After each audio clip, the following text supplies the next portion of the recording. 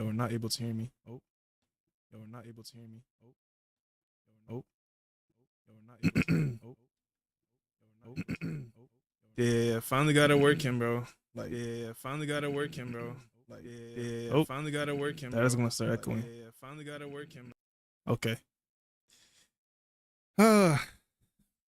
Bro, some stuff. My drivers, bro. I was working on that for like the last hour, bro. It was annoying. But we're back.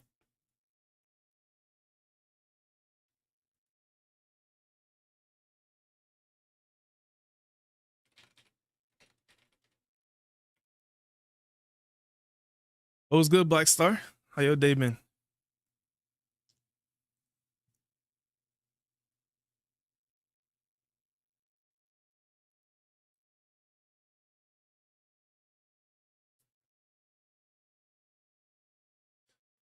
Good, good, good, good.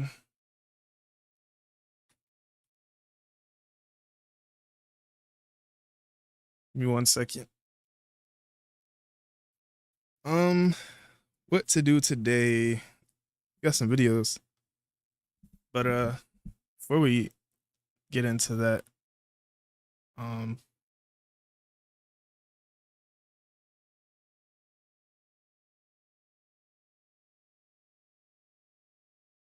I wanted to talk about uh, bro. Why can I not talk? Not gonna lie, my PC messing up destroyed my mood, but it's okay. Um, yeah, as you gonna see in the title, it's like anime culture, you know, and what's it called? It's so funny how like back then, if you, especially like if you're in my kind of generation growing up watching anime, like 20, you know, 2013, 10, 11, 12, like things like that. Kind of couldn't talk about anime, you know what I mean, like in public that much. And I'm not saying like you don't get bullied. I don't think that happens as much as people think, but it definitely happened. But like, and then I feel like you got to around like 2018, 19, especially 2020, and I feel like that was a good time because people were just kind of new to it, and it's like, oh wow, now so much more people is watching it. I feel like you just have some, you could have some like good convos. I feel like that was like that small window after after it kind of started just getting more normalized was good. And like I feel like you can go around and have good conversations and whatnot. But then you got it a little bit after like 23, 24, 25. And now it's like those people back then, you know, who grew up watching it like me, they don't even want to talk about it anymore. Like, you know what I mean? Because it's so toxic now. Like those people from like 2020, 2019, they've all like they only know like the internet, like Twitter and stuff when it comes to that. And I don't know, it's kind of funny like how there's that small period where you it was like a good time. You finally could talk about it, but now it's like it just gone too far, you know. So it's kind of the same as it was back then. You don't even want to talk about it. So I just thought it was interesting.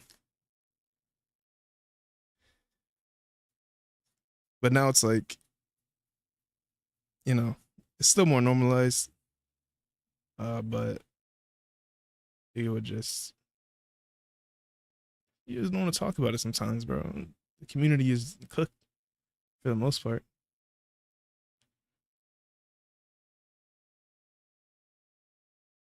But yeah, I just thought it was pretty cool or interesting. I don't think it's cool. Um, I don't know. Maybe I'm tweaking.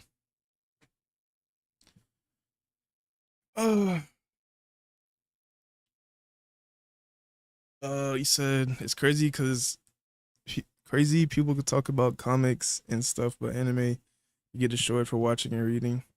Yeah, I mean, I don't know. I feel like, yeah, I mean, you would get made fun of for sure back then, unless it's like Dragon Ball Z. Everybody likes Dragon Ball Z. They say they watch Dragon Ball Z and like it, but they don't like anime. It's kind of funny.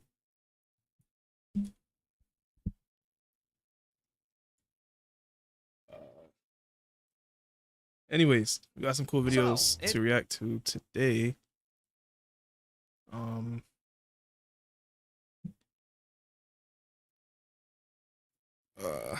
Trying to get my energy back, bro.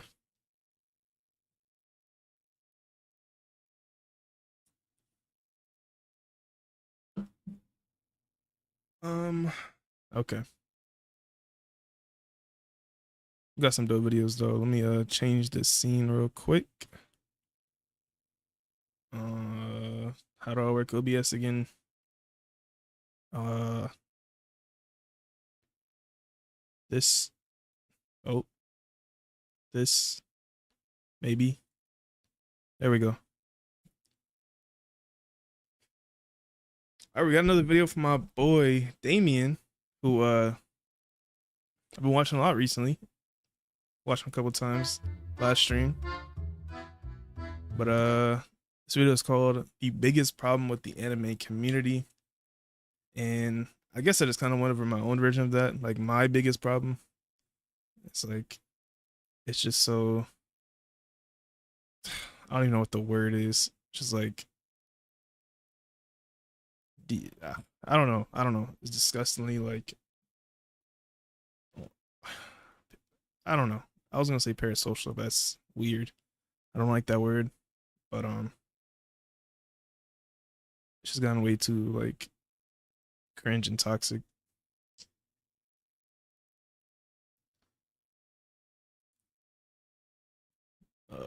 Bring this over here. Problem no one can hate or love a series. Yeah, I mean, you could say you, bro. It's gotten to the point where like you can't even make safe takes anymore, bro. Like you'd be like, yeah, I love Dragon Ball. What? You like that? No plot? No this? No that? Hey, okay, bro. Let's relax. Anyways, it's homie Damien. Let's see what he has to talk about. See some of these screenshots. Chainsaw Man's S tier dog. How many S tier characters I think my top 10 series have? Vinland Saga 3, JoJo's 10, Code Geass 1, Dragon Ball 2. I don't give a lot of S. I don't give S to a lot of characters, so if you disagree, I don't care. Yeah, so it should be D tier anime. Wait. Oh my god, this is so cringe, bro.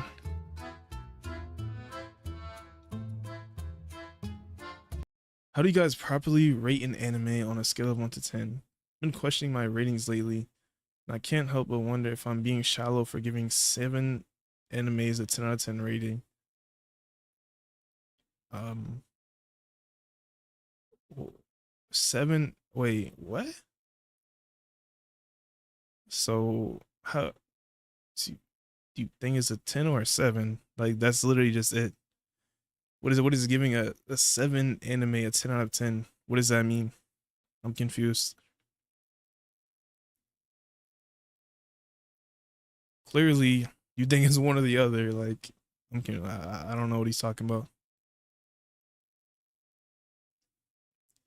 He's trying to be like elitist, pretentious.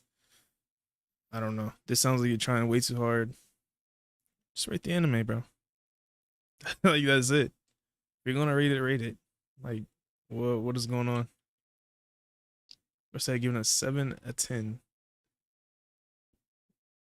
Um, okay. I mean, I've watched over 200 animes, so that's something to keep in mind. It's based a lot of animes on mostly enjoyment value.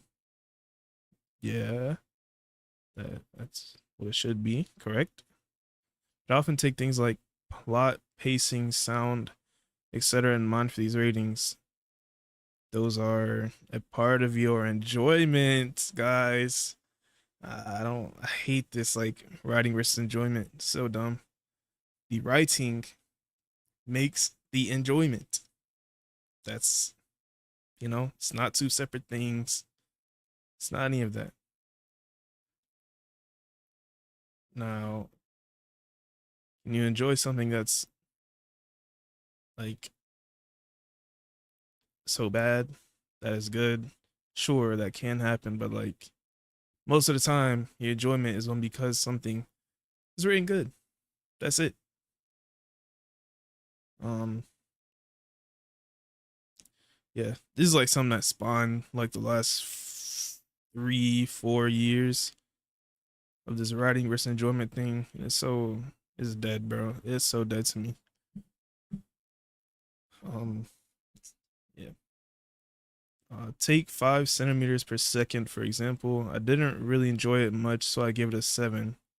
My friend told me that I was pretty much missing the point of it, and I understand that, but it irks me to give something a better rating if I didn't enjoy it in the first place. Yeah. What? Like, this is kind of questioning if including things like bias is good or not. Jeez, man. That is like one of the worst things I've read.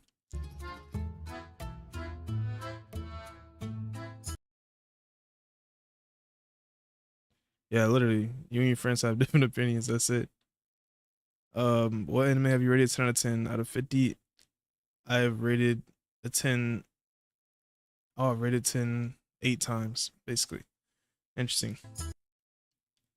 Do you rate it by enjoyment, the story itself, a combination of things, every aspect put together? Yeah.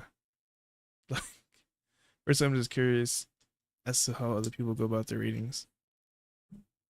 So, like, so, okay, let's say enjoyment is out, right? So, what would make something good to you? Like, why would the story be good if you didn't enjoy it? Why would the plot be good if you didn't enjoy it? Do you enjoy?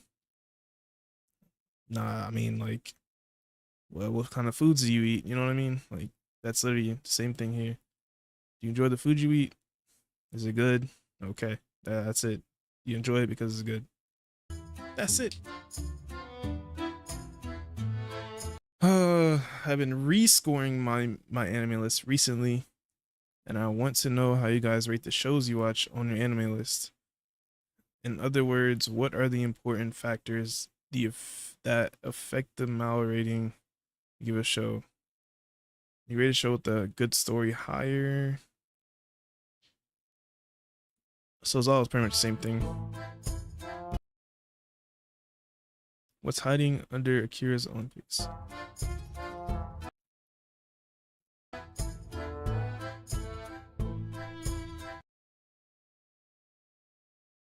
This is why I don't say I watch out in public. It's either it's either me getting told KMS over a show I like or stuff like this.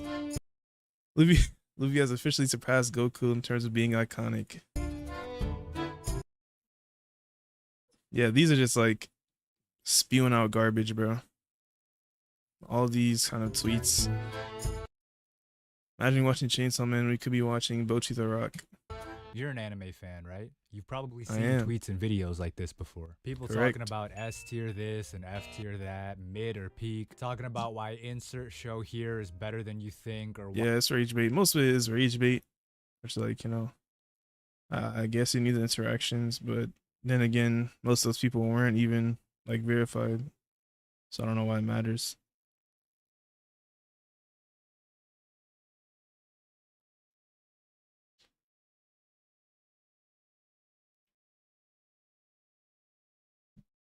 But like a lot of the discourse is bad. Like genuine discourse is Why bad. insert show here is disappointing. A lot of people watch anime, and because of that, a lot of people have opinions on anime. Hey, look at Yes, this sir. underrated gem. Wish more people would talk about It's solely underrated, not really. Maybe like among the popular stuff, but you know. it instead of this overrated show. Hey, is this character S tier? Is this character F tier? Hey, this is a 3-hour long video essay about the Illuminati symbolism in Yuru Camp and how it relates to Dante's Inferno and the writings of Karl Marx. And hey, you know what? That's a good thing, right? Who doesn't like talking about, well, the things they like? We all like anime, Correct. right? Anime is a medium of art, and art should be analyzed and critiqued, right? And you know what they say, everyone's a critic. But that doesn't mean you have to be one. Biggest problem in the So I anime want you to picture the last community. time you watched an anime, and just to make this more applicable to Okay. anyone, imagine the last time you experienced any art entertainment medium in general. Solo Leveling was the last thing I watched and not finished, but you know. Movies, video games, whatever. What was your thought process going into this experience? Well, first off, Okay, thought process. Solo Leveling is probably the most hyped anime right now. Gonna check it out and hope I like it. I don't go into things I want to like it. That's simple. Were the expectations a little bit higher? Maybe, but for the most part, I go on to enjoy it. And I will say, Solo Leveling, it's an isekai, but it's kind of enjoyable. Not gonna lie. Jinwoo or a farmer, it's enjoyable to watch. Good fights. Probably in the upper tier of isekai. Can't believe I'm saying that, but I gotta give credit when it's deserved. you probably picked it because you heard about it from a friend, or you saw someone talking about it online, or maybe you were just browsing Netflix or the Play Store and just saw something with a hot anime girl or boy and, it caught your interest. If it was a show, you probably watched the first few episodes to see if it was something you wanted to commit to, and if you did, you probably found some characters you liked, got invested Yes, in the sir. plot, and Yeah. Only character worth anything in that Solo Leveling is Sun Jinwoo, and I don't think that should be a hot take, but it's okay because that's all it's about. So then texted your friends when you were getting to the hype parts. Assuming you're a normal person, what you probably didn't do is mentally grade the art to determine its placement in an arbitrary tier list. What I've noticed is that for some reason, the mindset of being overly critical of art has become way more prevalent these days. Just look at the language used in some of these tweets. Everything is a super. Phantom Troop is the best. Currently watching 91 Days. Yes, sir. Okay. Now 91 Days is good. Great. Probably have it. You know what? I'm not gonna do the reading, but I think it's really good. I'll get to Sunny Boy in like a couple days. I didn't even watch as much Soul Living as I should have, but I'll finish that like a couple days. Hopefully you enjoy 91 Days though. Superlative, a comparison, a gross.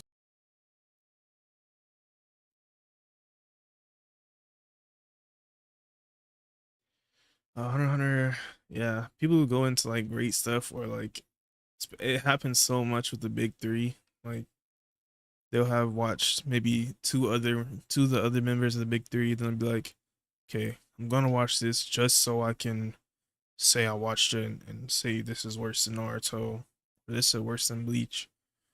Like this makes me not want to have discourse with you. As if it's objective fact. It seems like these days more and more people are watching and consuming art just for the sake of critiquing it. There are people who will sit down and watch from the start with like a skeptical Sherlock Holmes looking face. Yeah, anime Twitter is terrible. I'll be honest, but somehow my Twitter's not that bad. I got some good mutuals, and my For You is pretty good. itching to call it mid or to say One Piece clears. And again, I'm focusing on anime specifically because that's what my audience knows, but like I said, this is something that's applicable to all art forms. People just have to get their opinion out on the new Drake album, or people just can't wait to see where the newest Marvel movie ranks on their extensively researched tier list. So everyone does it regardless of the medium, but damn is it prevalent in the anime and manga community. Which makes me ask the question, how do people have fun doing this? Literally, bro. I just don't. I can't put myself in that mindset. Maybe it is fun to them, but going in trying to critique every single thing, every single scene, episode, character, dynamic, theme, whatever, like that just can't be fun, bro. I'm sorry. Maybe after you finish it, enjoy it or don't enjoy it, write some things down, see what you didn't like or did like, right? Don't go in trying to analyze every scene, bro. That's literally an experience ruiner most of the time. It's like some people come to me and like after they finish every episode, like, oh my god, oh blah blah blah blah blah. Like, bro, finish the story, man. Enjoy it. You guys even like anime, or is it your life goal to watch shows just to say they're worse than your favorite show? And the worst part about it all is how objective and finite people are about these things. Let's look back at some of these tweets. How many S tier characters does this show have? You understand that S tier is not a meaningful objective measurement, right? Like, okay, water at sea level will freeze at 32 degrees Fahrenheit or 0 degrees Celsius, barring any other outside forces. Any higher than that and it'll melt and turn into a liquid. This is a fact. There is no, well, in my opinion, it's an objective fact. Aliens on another planet trillions of light years away will come to the same conclusion, assuming they have the same conditions as us. They may not call it Celsius and Fahrenheit, and they may have different numbers or whatever, but they will know that when H2O molecules lose a certain amount of energy or whatever, they'll stop moving or freeze or whatever the fuck happens. I ain't no scientist. I barely graduated high school. But even I know that there's a difference between that and saying a cartoon character is S tier or A tier or B tier, whatever. Different people will have different standards as to what each tier means. Everyone has different. Nah, I definitely will. Like, I'll do a tier list for fun every once in a while when I'm bored, right? Just see what my opinions are now. Like, I'm not going in after everything I watch. Like, oh yeah, let me go place this, analyze this, overanalyze this on a tier list. Like, you gotta let it sit, bro, and see how things have aged with you. You know what I mean? I don't know. I think rushing to try and rate things is so counterproductive sometimes. Different criteria, so people will have different rankings. Asking how many S tier characters your favorite show has means nothing because that only matters within the context of that show. And even different fans of the same show will have different amounts of characters in S tier. I mean, fuck it, if it's your favorite show, why not put every character in S tier? Who cares? What does it even mean? And then there's the numerical rankings people.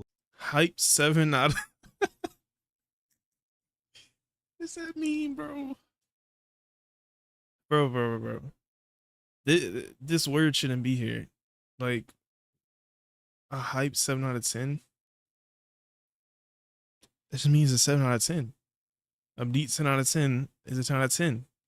If there was a hype 10 out of 10, like, that doesn't change. Oh my god.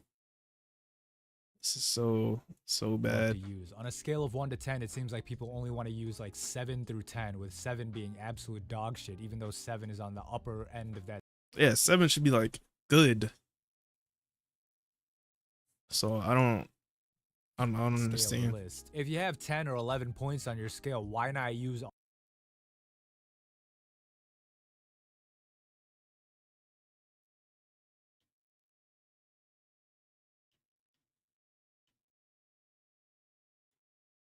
Yeah, like what world is a 7 out of 10 above a 10? Does not make sense.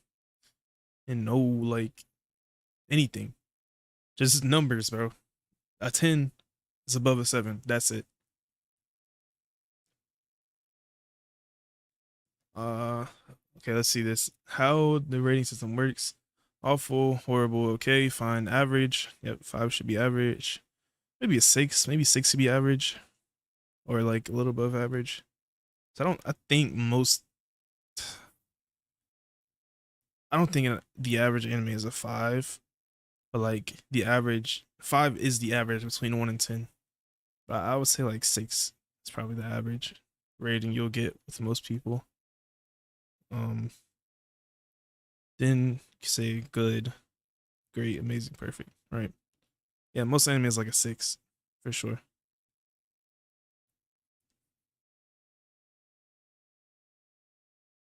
What is cool? 5 to 6. We'll say 5 to 6. How fanboys think it works. Worse than Hitler. 1. F this movie. 2. 3 doesn't exist. 4, 5, 6, 7 doesn't exist. 8 bad.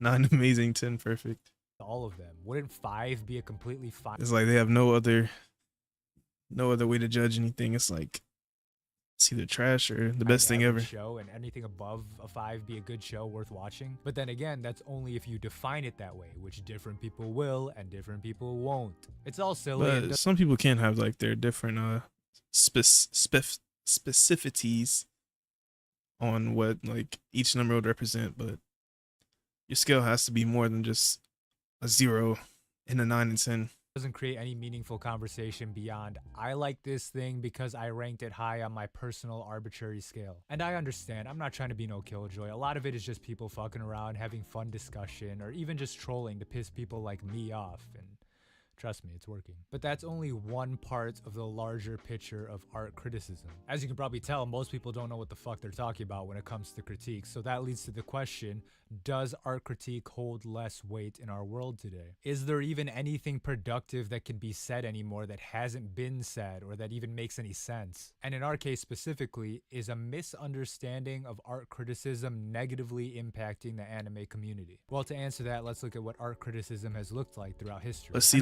Starting off straight up, the theory of art criticism, or the idea of it, is as old as art itself. I mean, you can imagine it didn't take long for someone to tell a caveman his deer painting was mid.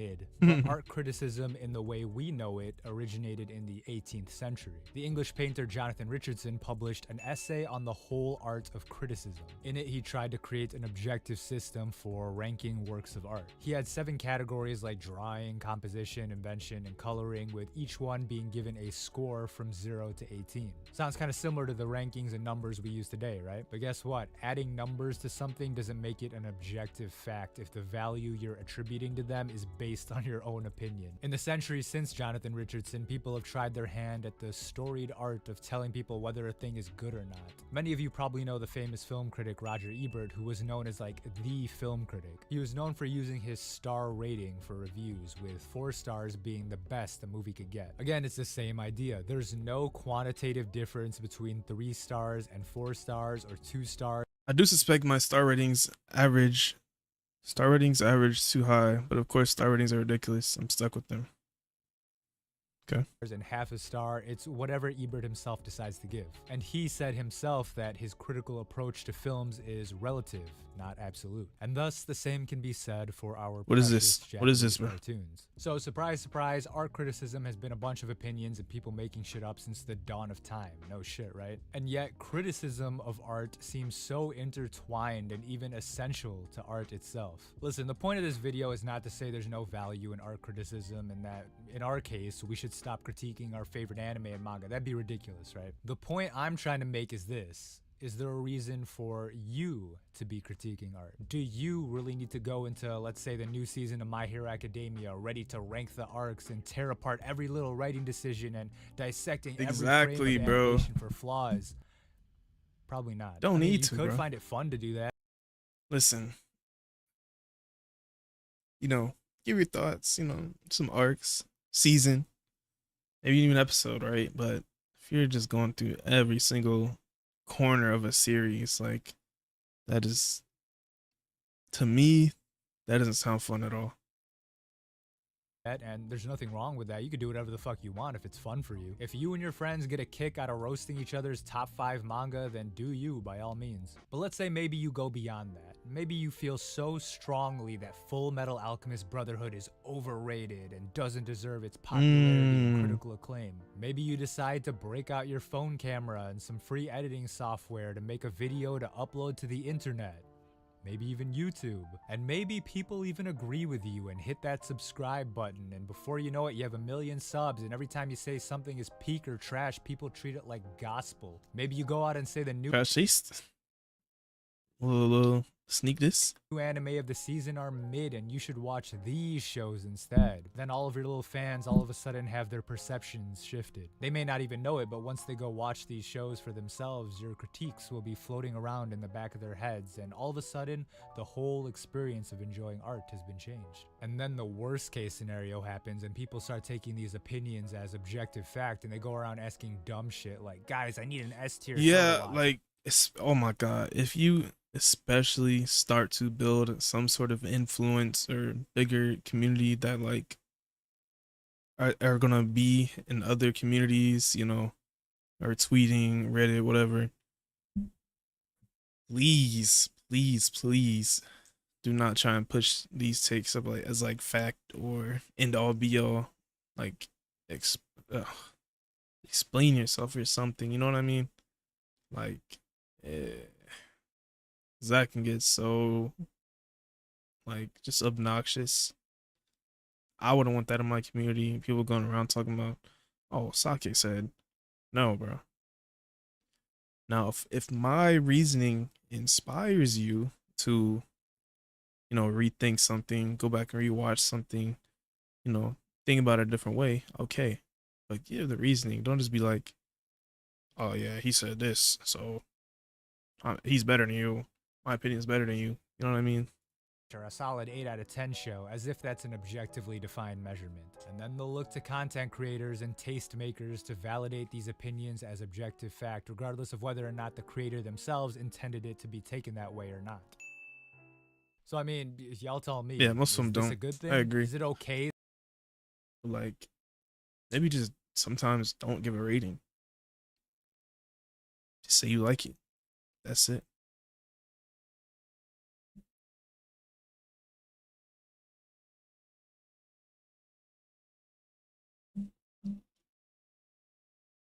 Or say it's really good or something like that.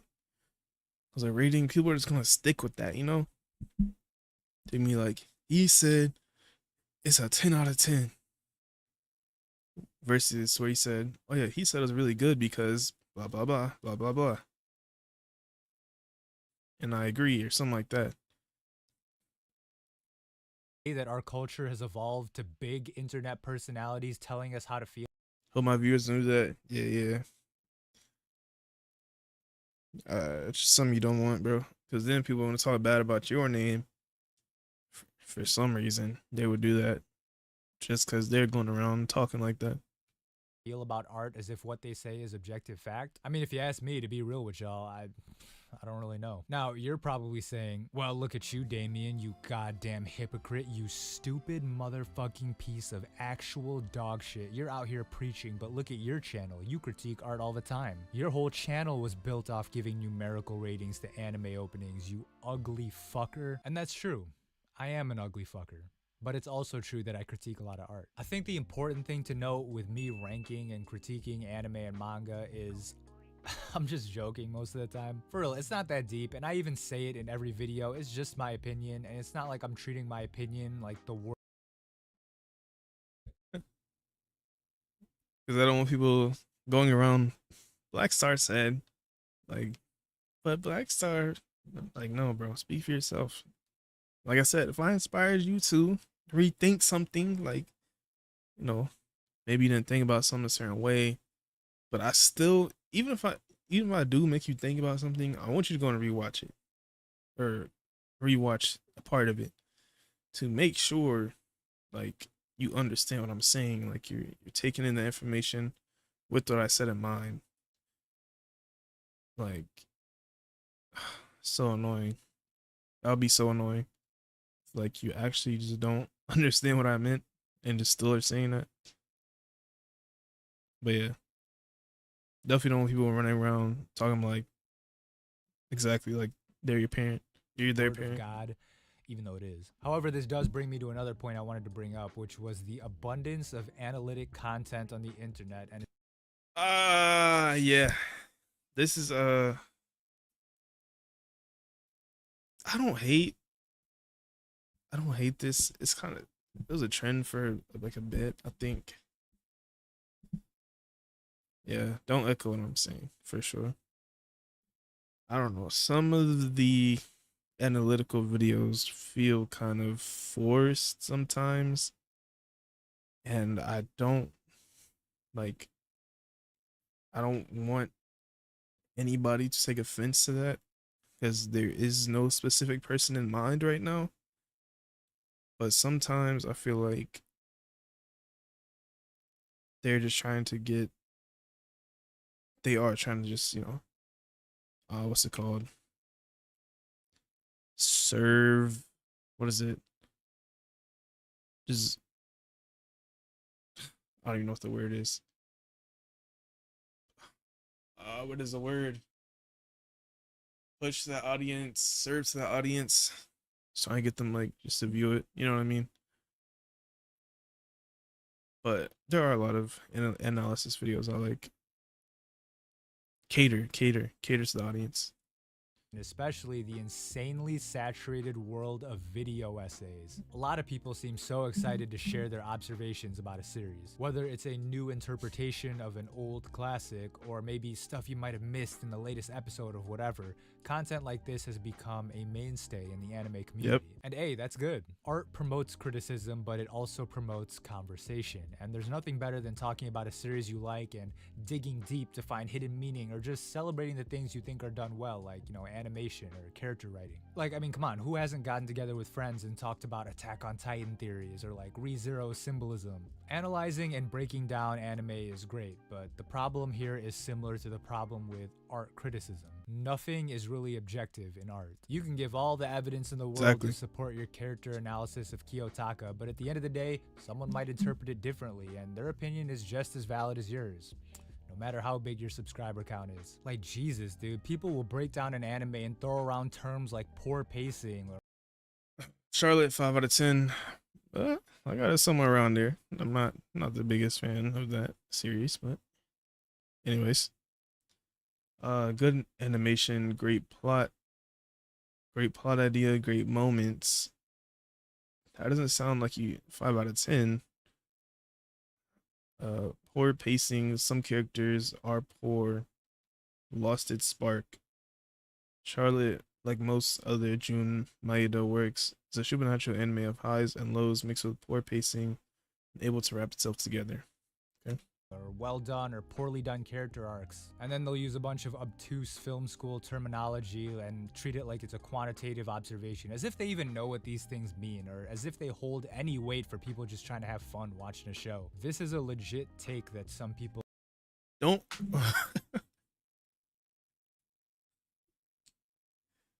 Oh my god, bro. Don't rate an anime because 10 out of 10 because of enjoyment. Okay. Rate it a 10 out of 10 because of the writing. What is the writing? And why does that not play into enjoyment? Why does that not? Everything you consume is the writing. What you enjoy is the writing, bro. Like what? What are we talking about? And if it left a great emotional impact on you, that is enjoyment. Oh my god, that is enjoyment. In ways other anime haven't. have, and this is the problem that I wanted to highlight and basically the whole point of this video. We've reached a point where art criticism and analysis has become misunderstood by the general population. Objectively measuring art has become such a norm that it affects the viewing experience of regular people who don't even care about all the fancy schmancy art degree stuff. Younger kids who are just starting to get into anime are going in thinking that having a set in stone top 5 list and making sure every show is graded by tier is the norm and a required. Should be a terms and conditions before tweeting. There should be. There really should be, actually. You are not wrong about that. But that's Twitter is now. I don't go on it much besides interact with some mutuals. That's about to it. being a real anime fan. And I'll say it again, there's nothing inherent. And those are almost the YouTubers, by the way. Like, I'm not interacting with actually much Twitter users. wrong with doing any of this. It's not a shot at anybody. It's not a complete condemnation of the idea of criticism and analysis. It's when people don't understand that at the end of the day, it's all opinions that it becomes a problem. It's when people feel the need to be critical for the sake of being critical that it becomes a problem. It's when people watch with the intent to find some obtuse meaning or content to pick apart instead of to find enjoyment that it becomes a problem. And worst of all, it's when people limit the enjoyment of others because they see their own taste as objective fact. That's when it becomes a problem. Because at the end of the day, the purpose of anime and the purpose of art is to evoke emotion and provide entertainment and enjoyment. All the critique and analysis is supplementary and not the main event. Basically what I'm saying here is just enjoy watching anime, just enjoy reading manga, like whatever you want to like, and forget about what clowns on the internet have to say about it. You don't have to think about everything in relative terms like, is this better than that? Everything is opinions, nothing is objective, and you don't have to be an honors English teacher with the analysis every time you watch an episode of Kill la Kill. Let's just all have fun talking about the things we like, yeah? But yeah, that's the video. I hope you guys enjoyed it. Like and subscribe, leave a comment. But let's be real though, guys. Only my opinion is the right one, so listen to me when I say Bocchi the Rock is the anime of the year. It's a good video. A lot of stuff I agree with. Yeah, it's like I talked about earlier, which is kind of what I led into this video with. Yeah. It's so widespread now that a lot of places you just don't want to talk about it, bro. It's kind of crazy. Okay, next video we got another video with Damien. What up, y'all? It's the homie Dame, and it's time for everyone's favorite segment, Hot Takes. Oh boy. As the name suggests, I asked all of y'all to send me your spiciest takes on anime, manga, pop culture, and life in general. And now we're gonna talk about them in this brief, poorly edited video that was made to scrounge up a few dollars during the lowest ad revenue month on YouTube. Like and subscribe.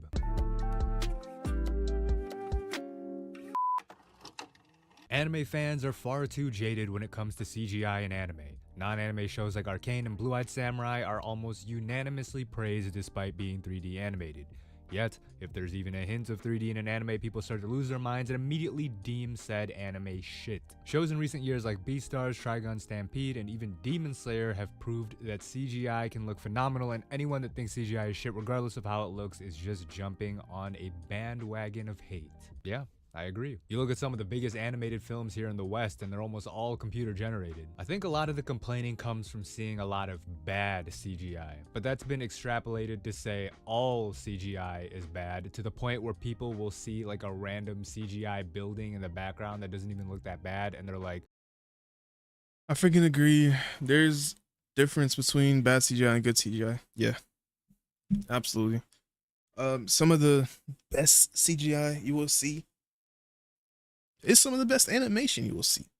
Quite literally, some of the best animation you will see. Especially when it's like kind of a hybrid with 2D, but yeah. Now, bad CGI is the worst animation you will see. Like, there's a huge disparity. Like, it's the worst. Like, there ain't no 2D worse than that. Nah, that's the worst. That's the worst it gets, bro. CGI, this anime is 1 out of 10. But it's changing too, you know? You have shows like Girls Band Cry last year and all the examples that this person mentioned that, you know, people seem to like, so maybe people will come around to it. Liking a character because you like their VA is a brain-dead tribalistic take. Especially if you like a character because that VA voiced another character in another series. What?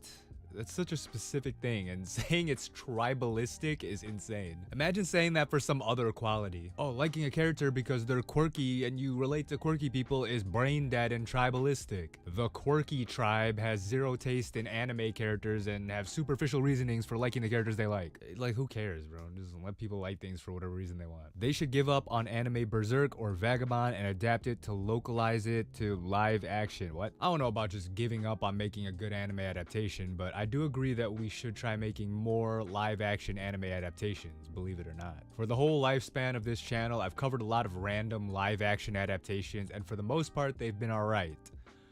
For the most part. Just like the CGI take earlier, I think people are predisposed to automatically hate any live action adaptations. And again, it's so weird because you don't Live action anime, are they good? I don't think so, but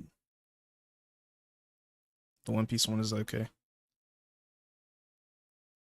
Really get that with Western media. And I haven't watched that many.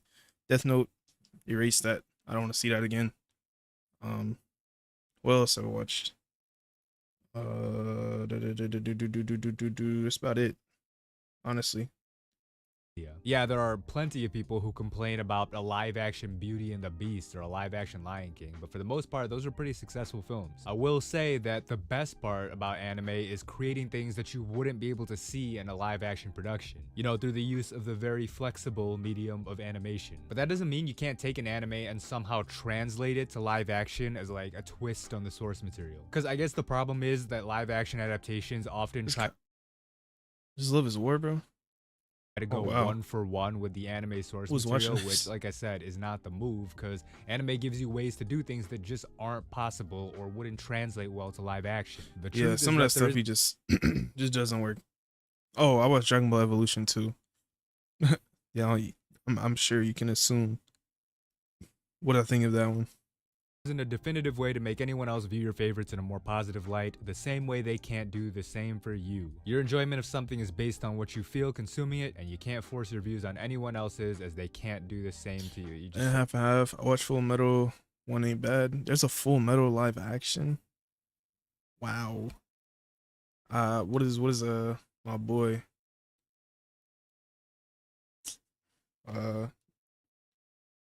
the brother robot? What's his name again? Forgot. I gotta see what that looks like. Oh yeah, yeah.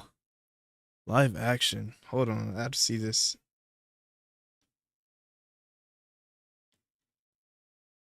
Wait, that doesn't look that bad.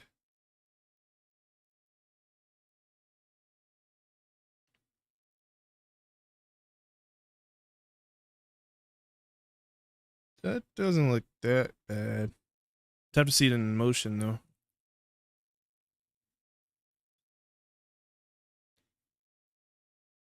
Oh, you watch Dragon Ball Evolution? I'm here for you. Yeah, that's a rough one. Probably the worst. It's worse than Death Note. Probably by a lot. said the same thing again. This is a freezing cold take. Didn't read this. Give me a second. The truth Same for you. is that there isn't a definitive way to make anyone else view your favorite series in a more positive light. Yeah. The same way they can't do it for you. Your enjoyment of something is based off what you feel consuming it. Now, this is a hot take. So, as we saw, a lot of people disagree with this somehow. And you can't force your views on anyone else's as they can't do the same to you. Yeah, this is how a normal person should operate. I mean, obviously, there are some times that maybe your opinion can change, but for the most part, it should only be changing through you watching it. That's it. Literally. That's the only way it should be changing. Yeah. Your enjoyment of something is based on what you feel consuming it, and you can't force your views on anyone else's as they can't do the same to you. You just said the same thing again. This is a freezing cold take, especially on this channel, because I feel like y'all hear me say this every time I do this type of video. Forcing people to agree with you is crazy. Yeah, it's kind of annoying actually. That's why sometimes I just don't talk like to people about things. So when you come to me like every time talking about, oh well, you should think like this, or what about this? You didn't understand this, or like you know what I mean? Like cool, I appreciate it and that you want me to like it more, but it is what it is, bro. And when I do, I am questioning something, like, do I like it as much as I actually did? I'll rewatch it. That's it. And I'll get back to them. You know what I mean? That's not really in the conversation. If I'm annoyed, I'll just be like, I'll rewatch it. That's it. Video. It's basically the motto for this channel. Art is subjective. Your opinions are your Yes, own. this They should be are obvious. fact, and everyone has a different one. And I feel like it's specifically anime fans that can't grasp this. Cause imagine this thinking in like a different context. Oh, my favorite food is steak. What? How could you like steak? Don't you know that pizza is top 3 all time according to my food list? It's rated by the community as a 9.37658 out of 10. It's peak cuisine. Like, you just sound stupid, but anime fans love doing that shit for some reason. Clutch time, including all the timeouts and fouling. We're talking about NBA. And the NBA is exciting. Mavs are winning a chip this year. Oof. Sorry for your loss. I don't know what you find Wait, entertaining when did he about release a this? 10-minute break in the late fourth. That's a Mavericks fan. For those who know, their best player, Luka Doncic, got traded. So that guy's heartbroken. Order to review a coach's challenge, but I mean, you do you. Like, the late game timeouts and fouls have always been a thing because that's just the strategic thing to do in the final minutes when the score is close. But they be stretching that shit out to fit in as many ad breaks as they can. This is like a known thing in all sports. But yeah, clutch time in general is entertaining, of course. Some of the most iconic basketball moments of all time were clutch plays made in like the last 10 seconds. If your villain is one-dimensional, it does not deserve to be taken seriously. Hard disagree, but at least this is a good hot take. Make villains evil. Say it again. Taken seriously. I'm gonna act like I know basketball. I mean, even people who I know don't watch basketball, they know about that trade and like text me and stuff. It's kind of crazy. If your villain is one-dimensional, does not deserve to be taken seriously. That's goofy. That is so goofy. Seriously. Hard disagree, but at least this is a good hot take. Make villains evil again. We all know people like the anti-hero types or the villains who are like, oh, Literally, not everybody needs to be, you know, Sasuke, Vegeta, Zuko. Like, sometimes we need a Majin Buu. We need a Frieza. Like, you know, even an Aizen. Aizen, I think, fits that. Like, evil for the sake of being they're evil. not really villains. They're trying to do the right thing, but they have the wrong Literally methods is the because best opposer to the MC. trauma they experienced when they were in elementary. Whoa. Every villain needs a redemption arc. I don't agree with that.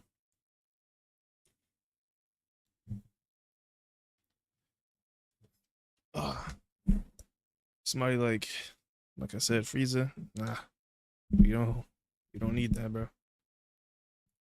School. Oh yeah, the big bad villain that killed everyone's favorite side character in season 2. Plot twist, he's actually just a good guy that's just being evil to save his dying wife. That's all fine, and many good stories have not every villain. Yeah. been written Literally. with characters like we're not supposed to forgive these guys for most of the times, bro. Like, I understand it. Sometimes, they have a reason or whatever. But even then, like, I'm not gonna forgive you, bro. So you might as well just make them be evil. Like, I love when a villain is just evil and the MC is questioning why. That's eating them alive, bro, It's eating them alive. Just trying to understand why. But just this necessary evil. Just doing stuff. Ruining people's lives. Like, you know what I mean? We need that. And especially when there's no reason. Just drives the MC crazy. It just feels... That is so much more rewarding to me than an MC being like some type of sympatheticness, like, oh, his brother passed away or he got stolen, so he grew up and did this. I don't need sympathy. I don't want sympathy for this guy at all. Sometimes it does work, obviously, but I don't know. that, and let's be honest, we all love a good redemption arc. But that's almost become the norm now. It's to the point where it would be less cliche and more trope-defying to just have a villain who's evil for the sake of being evil. Bring back villains who do evil shit just because they're a big asshole. Like, for me, I really don't like Wicked. Because, like, sure, they wanted to do a different take and make the witch have a sympathetic backstory.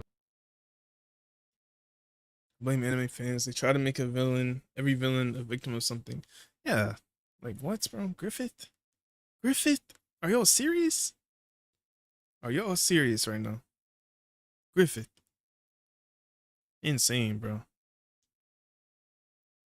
They don't even try to redeem this guy, but the anime community of this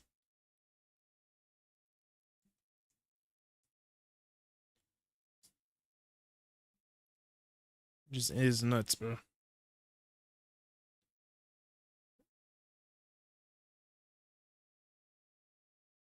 Like even somebody like Itachi, obviously they made him a bit more redeemable, but he's still a bad person, bro. Itachi's not good. Like, and people try to claim him this this hero or something. Like, no, this guy did heinous stuff, bro. Like, terrible. Not a good person. Did he have an end goal? Does not justify what you do in between. In between that, you know what I mean? Like, you can go about it two different ways. If I have an end goal, I can go about it in a good way. I can do good things, take down bad people. But, maybe somebody wants to do it faster, more hard hitting, whatever, to make sure absolute. Then they could do it in a bad way. They can try and achieve a good goal in a bad way. That makes you a bad person. Simple. That's it.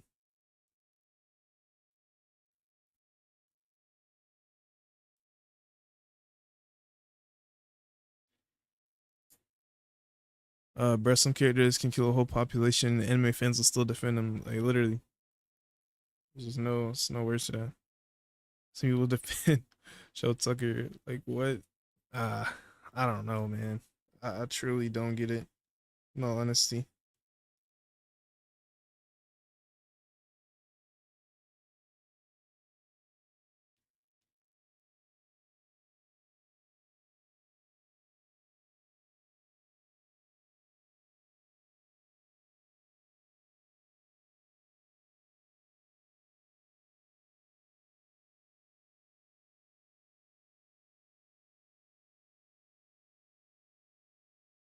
G G. What?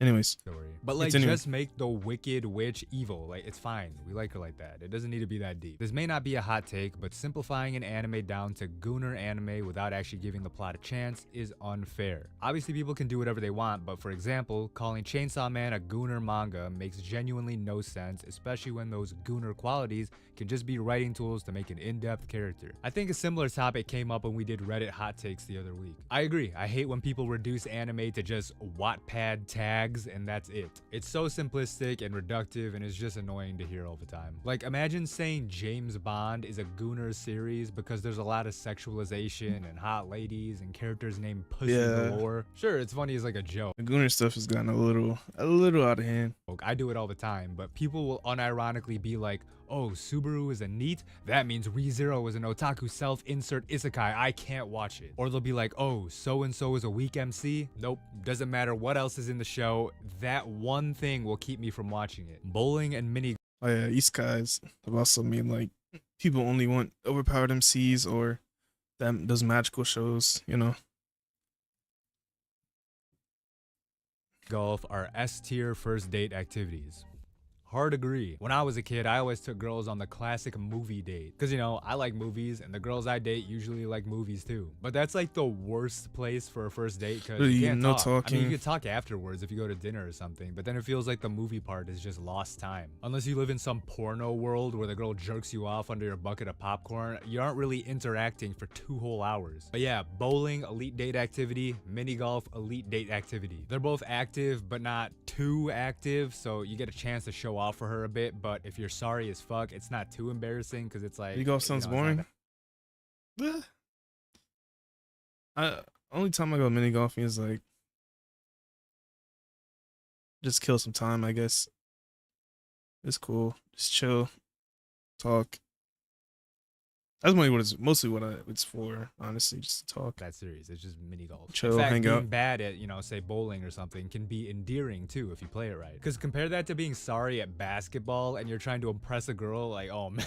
That's why they say never let your girl watch you hoop, because anything can happen. Let you get crossed up once and it's over for you. They should get actual kids voice acting instead of grown ass women. I mean, yeah, but the thing is, most kids suck at acting. It's the reason Yep. Hollywood has had 40-year-olds playing teenagers in high school for the past century. Little kid actors who are actually good, like the Game of Thrones kids or the Stranger Things kids, are a rarity. Acting is a skill like any other that needs to be developed, and unless you're one of those parents who wants your kid to be in show business so you start them young, chances are the kid is just gonna give a shitty performance. So yeah, the same applies to anime, although, there are many examples where an actual young kid will give a good performance voicing, actual young kid. Rom-com is almost as overused as isekai is, as there is so many forgettable rom-com. Well, by this logic, you could say that action is overused, since it's one of the True. biggest genres of anime too. I don't think I need to tell y'all how many terrible, embarrassing action anime are out there that no one gives a fuck about. Those soft white sugar cookies with the pink frosting you sometimes see at parties are fire. I know exactly what you're talking about, but I mean,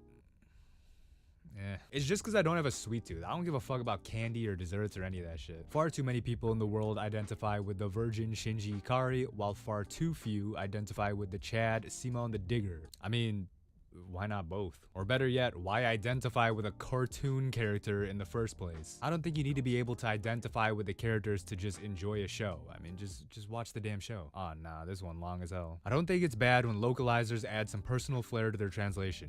I don't want the entire localization translation industry to be ousted by AI just because Subaru didn't call Amelia his wife. Oh, I don't want the entire industry ousted by AI because Subaru didn't call Amelia his waifu in the original Japanese. That line disregards his current personality and In the original Japanese, that line disregards his current personality and all of his growth as a character, and whoever wrote it should be fired. And I don't understand why people are calling for a return to the fan sub era, as if those same thing aren't commonplace in fan translation. what? Translating a piece of media involves applying your own perspective to the work and to both cultures in order to accurately convey the intentions of the work. I consider it to be somewhat of an art, and the nuances of it are underappreciated by Oh, most okay. people. I see what you're saying. Tangentially, I don't know if I said that word right. I think a lot of complaints about translations are just due to people putting Japanese people and culture on a pedestal. I saw people complaining about the word sus being used in the subs for Nagatoro-san, saying that Japanese people don't use brain rot language like Americans do, and as I have learned from reading accurate translations of Gyaru slang, Japanese people absolutely do use brain rot language like Americans do. That's actually funny because I think I talked about this recently too. If you're on my Patreon, shout out to you first off, you may have seen my reactions to 100 Kanojo Season 2. And man, do they love taking their liberties with the translation. Me personally, I hate all the goofy ass Zoomer slang they throw in, even though you can argue it's appropriate and it is what a bunch of kids would be saying if they were speaking English. So I don't really disagree with this. Like, you're right, the point of localized translation. I don't really. This doesn't irk me too much, but it's cool that somebody is to frame the cares about dialogue in that. a way that it would make sense to English speakers. It's not necessarily to just do a perfectly accurate translation. And as for the second part, I mean, yeah, duh, every language has its slang terms. Again, I think it all sounds corny as fuck, but I wouldn't argue that it's like a bad thing or that it's an unfaithful translation. Like, I still think it sounds corny when Koreans say tebak. That's like a slang term like sugoi, and even though people have been saying it for years now, it still makes me cringe. And similarly, if you were to do a translation for an English audience, it might be appropriate to say like lit or fire. So yeah, I don't think there's anything inherently wrong with localizing like that, but me personally, I'm still gonna think it's corny. Gag characters should not be scaled with actual battle shonen characters. Saitama vs Goku, Saikike vs Goku. It's called a comedic trope for a character to be undefeated, not something taken at face value to be scaled to others. Verse equalization is something no one agrees upon anyway. Don't care about the his sake. most mid-ass show I've ever Yo, he's watched. wilding. Good video though. A lot of stuff I disagreed with. Actually, it's one of the ones I disagreed with more. Next we got a video by my boy I've been wondering. Pop Throp. Been sub to him for a while.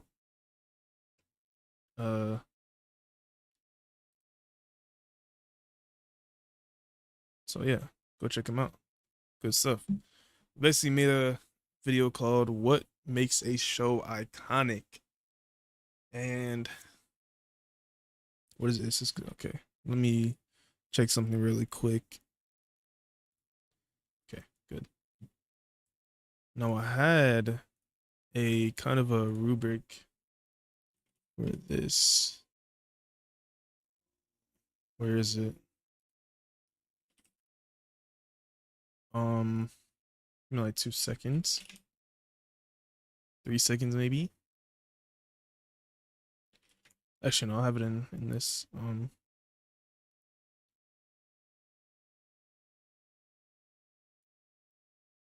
want to see what he says first. Actually, 1, 2, 3. Is there a specific criteria that shows must reach in order to become iconic? Like, I think we all understand that there is a clear, well-defined line between the greats and the icons. Icons are legendary, something that no matter how hard you try can never be recreated. They're at the top of their class for a reason. I guess one of the ways to think about it is the fact that every icon changed the game in some way. It's something that'll forever be referenced as the pinnacle of their genre. Okay, I have a list. Have a list. These are the anime I believe the only ones I think are iconic. That is Dragon Ball, One Piece, Naruto, Cowboy Bebop, JoJo's, Attack on Titan, Ghost in the Shell, Akira, Evangelion, Samurai Champloo, and Full Metal. Those are the only iconic anime that like you said, can be recreated. They all meet the mark visually, culturally, and like, you know, what is my other term I had? And narratively. I think they all brought something new to the table. Pop culture, they're pretty huge.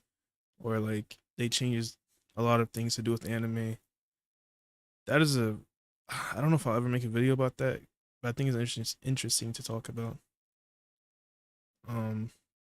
Yeah, that's all I have as icons as far as anime. And will be reiterated and innovated upon time and time again. But that's not what I'm looking for. I want something that's tangible. I want to understand the true meaning behind icons. Hey, no, my boy, bro, Pop Top's underrated, bro. Made some cool stuff.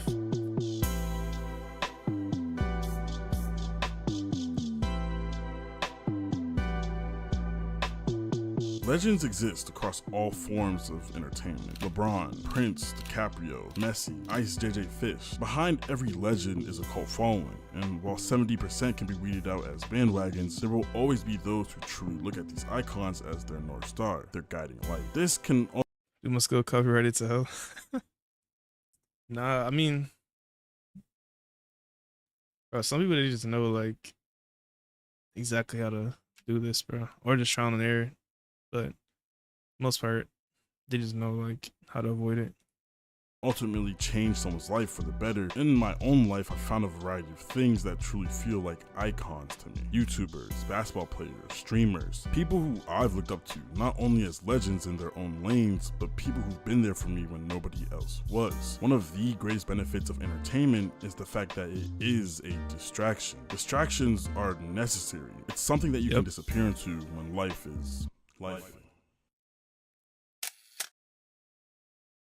There's something about the genre of shonen that keeps bringing me back time and time again. Sure, slice of lives are calming and a great comedy can have you thinking about a joke for weeks on end, but shonen finds a way to tap into my inner child, the one that would watch new episodes of Power Rangers and Teenage Mutant Ninja Turtles on the weekends, singing theme songs on the couch and practicing action sequences outside as if I was there. Man, what a childhood. Shonen is the adult version of that, but more importantly, shonen gives us true icons. People that no matter what, you just have to follow. But why? What makes an icon an icon? As in, who left me with something that I couldn't live without?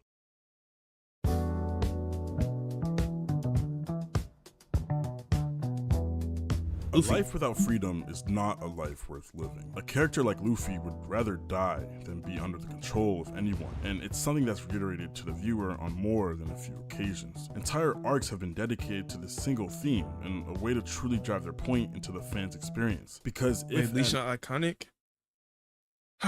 It is, but it also, I don't, maybe not, because, okay, let me throw this on screen.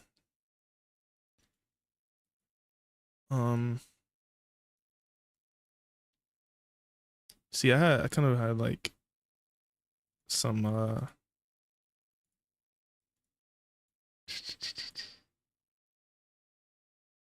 like kind of like a rubric.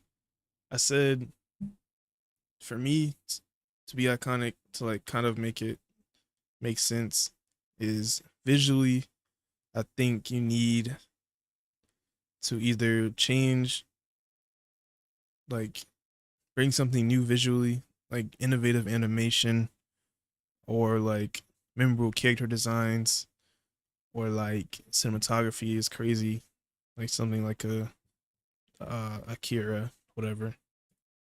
And then I think you have to be strong narratively, you know, unique storytelling, complex characters, you know, things like that.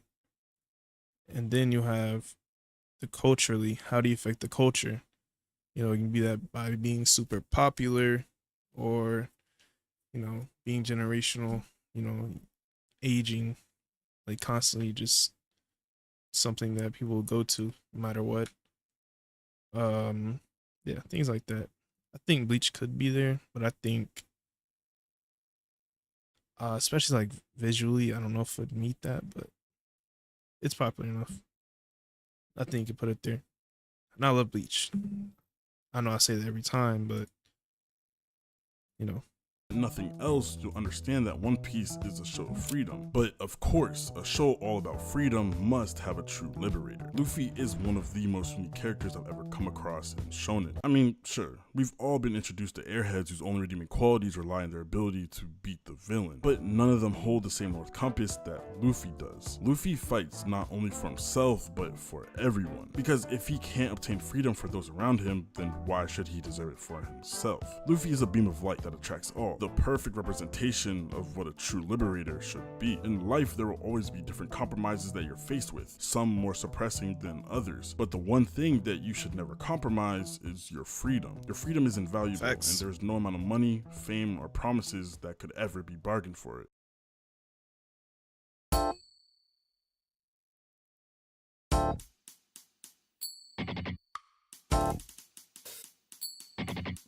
Seemingly more of an icon in popularity rather than personality, he still gives invaluable lessons through what he is and what he represents as a character.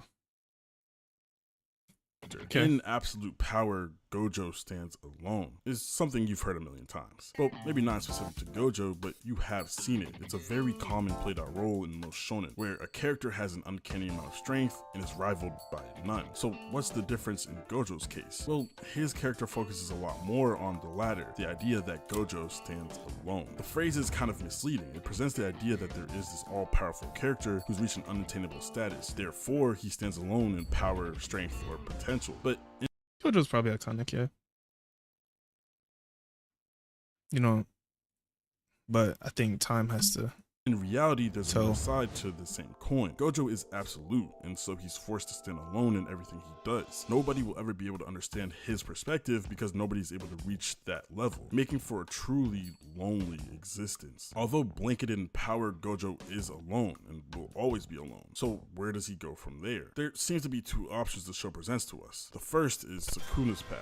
He buys into being the strongest, doing whatever he can to keep and grow that title, eventually becoming so strong that being lonely doesn't really matter anymore. Connections becoming a distant past to the current future of strength. Burn everything down in pursuit of becoming the strongest. Whereas Gojo gives an alternative route. Even in overwhelming strength, try and find meaning in the little things along the way. Make those connections even though they can't be made back. Give the guidance that you know is needed even though it may not be understood from where they are right now. Everything that you can do for those below you, do it. Because everything that you do from your position will have value to others. Use your strength as a way to guide others, and in that way give them a different path to walk. A path void of loneliness. Gojo teaches us that even in overwhelming power, there are things that should always be stronger than you. That is your ability to be human. Okay. Soul teaches us about connection. Death Soul Eater teaches us about Black Star, your show. Symmetry. And Black Star, well, Oh, he just copied me. What's going on? Death the Kid teaches us about symmetry. And Black Star, well, he gives us a lesson on how to become a god.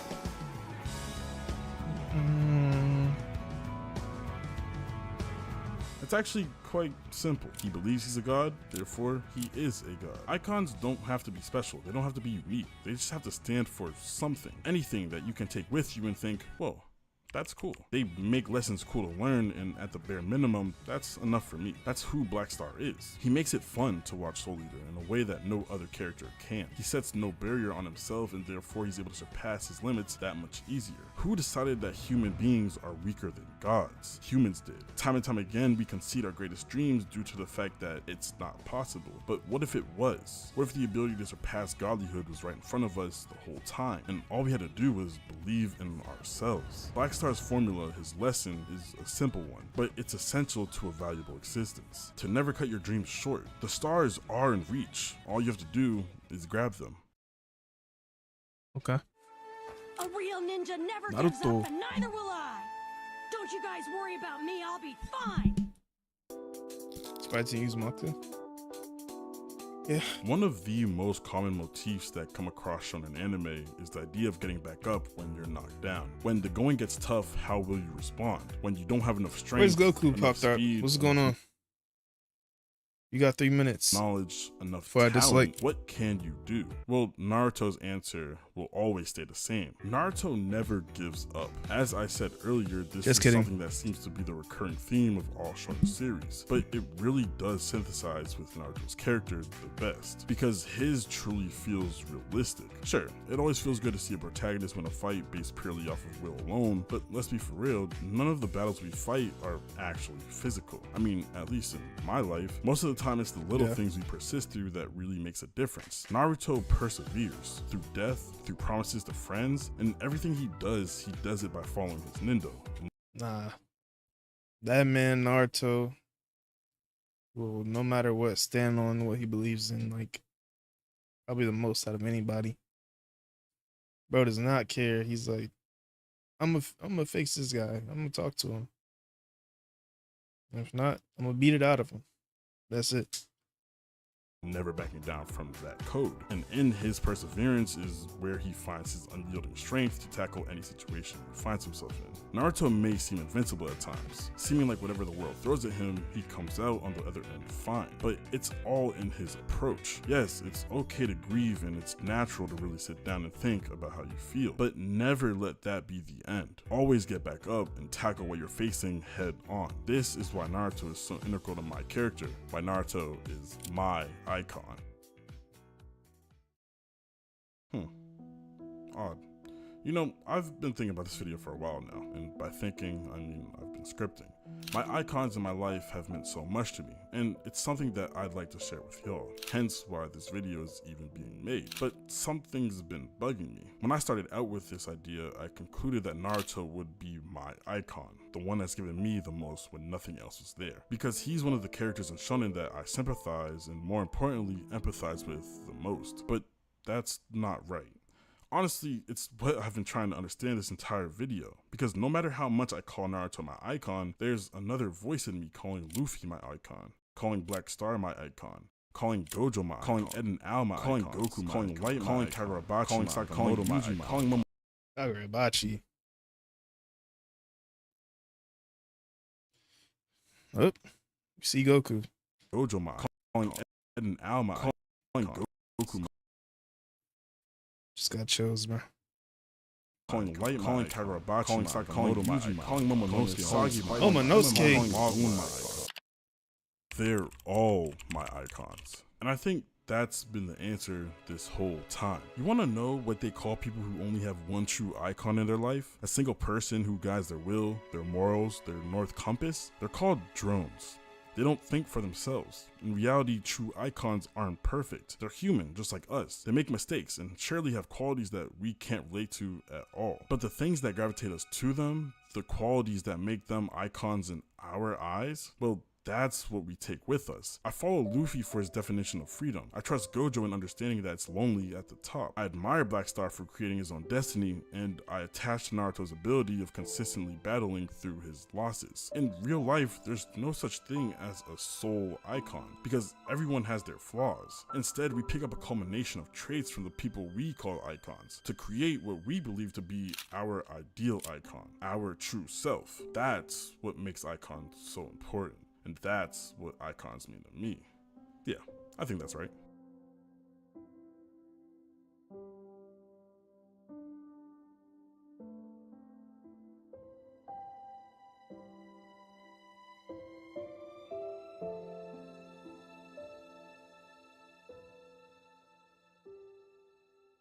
Okay.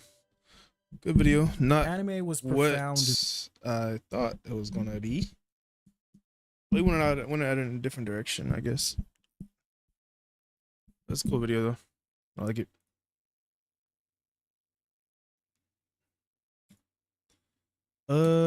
Anime was profound in Back when anime took chances by Watashi Shocho.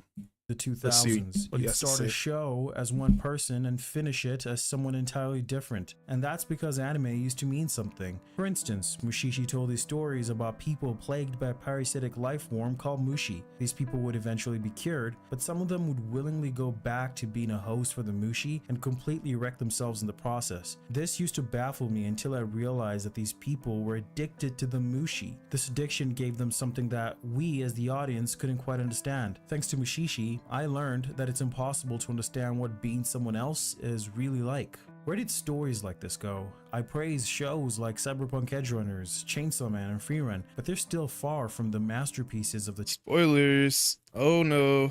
For what? What did he spoil?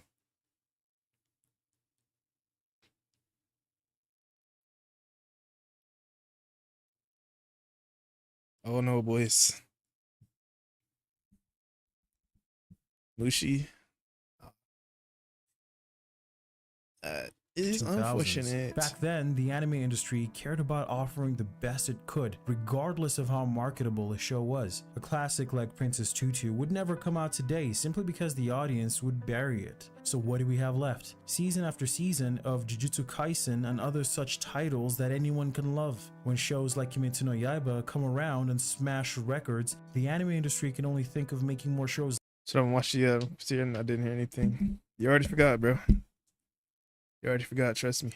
like it. And that's not the industry's fault. If Ochota and Kazoku smash records, we'd have a ton more shows like it. The industry only makes what people want more of. That's not to say that the hate Kimetsu no Yaiba receives is warranted. Yes, everything about Kimetsu is stereotypical, but you have to also realize that Kimetsu is a stereotypical anime done perfect. The only problem with it is that it's a cue for the industry to keep giving us nothing but Kimetsu-like anime. What we really want is anime that tests the bounds of our thinking and imagination. That's why Freerun sits at the top of my anime list. Freerun goes to show that 2000s I'm gonna watch this alongside Sunny Boy after I finish Solo Leveling, of course.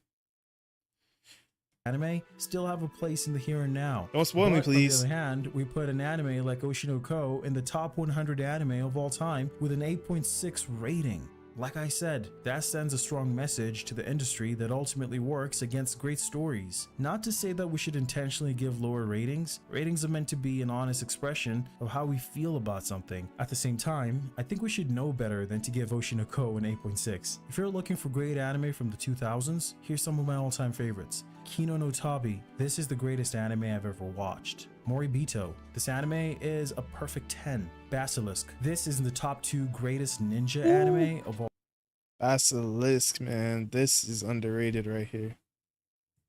This is an underrated show. I'll probably watch this a couple times, I think. It's good. It's good, man. All time. Princess Tutu. There's nothing like You need Princess to watch Tutu. this. I heard this is like kind of insane. It's also kind of long, if I'm not mistaken. Let me go check.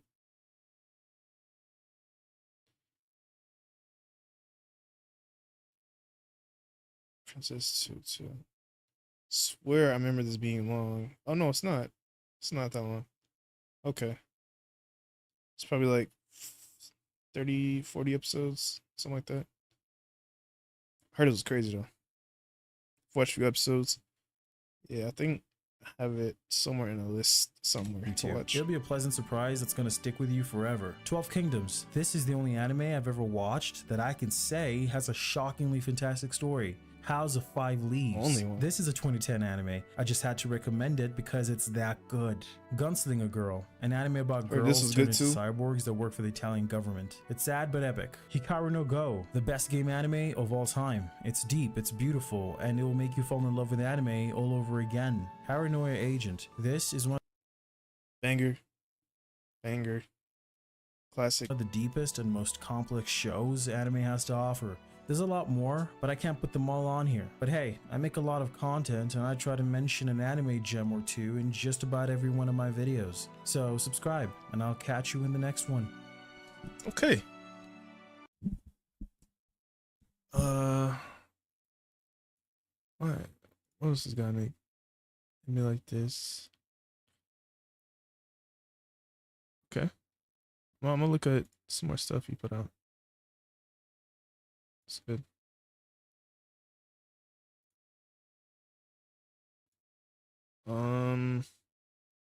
We're probably gonna do like 2 more before I hop off. Another video What up, from my y'all? It's the boy homie Dame, and it's Damien. that time again. We're talking about anime hot takes. Ooh, spicy, steamy sriracha. As I have many times before, I asked all of you on Twitter to send me your hottest anime and manga takes, and also just some general life takes too. Because you know, there are more important things in life to talk about than just cartoon Japanese people punching each other.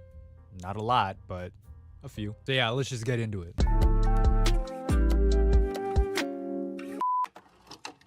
Okay, starting with this first one from Anthony. Shout to out me. to you. Main characters in anime get outshined by their supporting cast more times than not. Okay, obviously a very subjective opinion. I'm sure everyone will have a different answer. No. No. Well, yeah, no.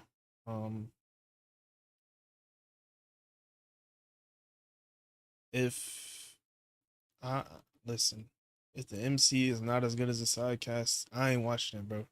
Most of the time, because the story is about the MC, bro. So maybe there are examples of this, not that I know of. Yeah. Call of MHA. Who do I like more than Deku and MHA?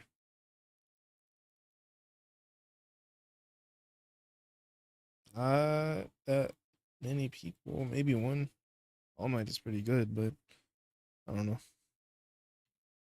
If you ask who shines the most in any given series. But let's just play along and see how often this is the case by looking at the good old popularity polls. Attack on Titan, that's a somewhat popular show, I'd say. Maybe a few of you have heard of it. According to this popularity poll from last year, the most popular character is Levi, who, I guess, yeah, he's a supporting character, no? Where's Aaron at? Number 10, Jesus. Let's check out One Aaron, Piece too, yeah? Don't Number people 10 like that? popularity and Where's Aaron at? Number 10. Annie, Sasha. See, like I don't understand. I really don't. 10, Jesus. Let's check out One Piece too, yeah? Don't people like that series? Okay, I'm looking at the wiki and they have this chart for the 7th popularity poll organized by region. So let's look at Asia and Japan because that's all that matters, let's be real. Number 1 for both is Luffy, and I Luffy, think Zoro, Luffy's the main makes sense. character, right? It's been a while since I've read One Piece, so maybe I'm remembering it wrong, and I don't know, the main character's Big Mom or something. How about a series that's super relevant at the moment? Let's check out Freerun. I guess they've only done one popularity poll so far, so let's see. Number 1 is Himmel. That's actually kind of surprising, but not that surprising at the same time. If you remember my last Freerun video, you know that he's made like a huge pop culture impact over in the motherland. But yeah, Freerun is number 2 in her own series. Fern at 5 is crazy. The Mimic at 3 is funny as hell. Ah, hell nah. Those silly Japanese and their jokes. But yeah, whatever. Those are just some random examples. It doesn't mean anything. Like I said, it's up to you, the consumer, to decide who has more of an impact in the series. 99% of the time, it's gonna be MC. So you're watching it for. That's it. And that's gonna vary, so who knows. MAPPA as a studio are a big negative for the industry, and if other studios start taking in as much work as they do, we'll be getting entire seasons of rushed productions. I agree with parts of this. Well, first off, this is going under the assumption that all MAPPA products have been rushed and low quality, which, I mean, again, that's up for the viewer to decide. I know there were problems with Jujutsu Kaisen and even some other shows, but I feel like in general, MAPPA's been doing a pretty solid job so far. I agree with this sentiment in general though, not even talking about anime, but just in any industry. If people see that they can cut corners and sacrifice quality for quantity and be successful and profitable. Yeah, MAPPA has like killed every anime they've done. I don't know what what about that they meant, but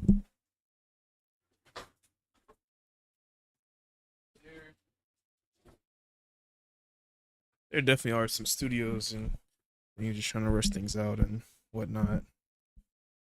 It definitely kill a viewing experience, but definitely not MAPPA. I don't know. What did they run?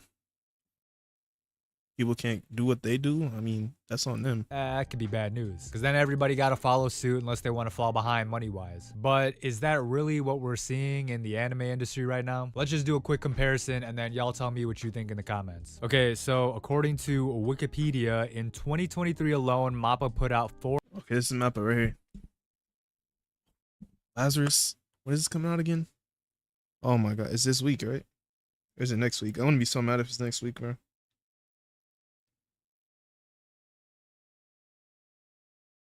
Lazarus.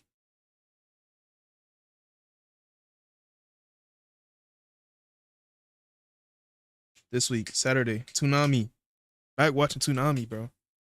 Come on.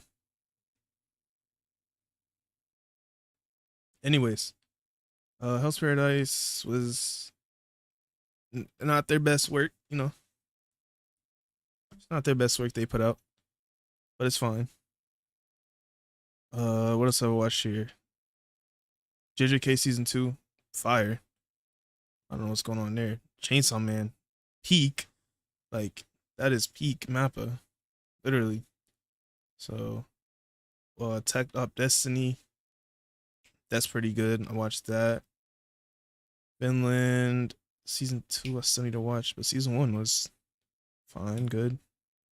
4 anime series.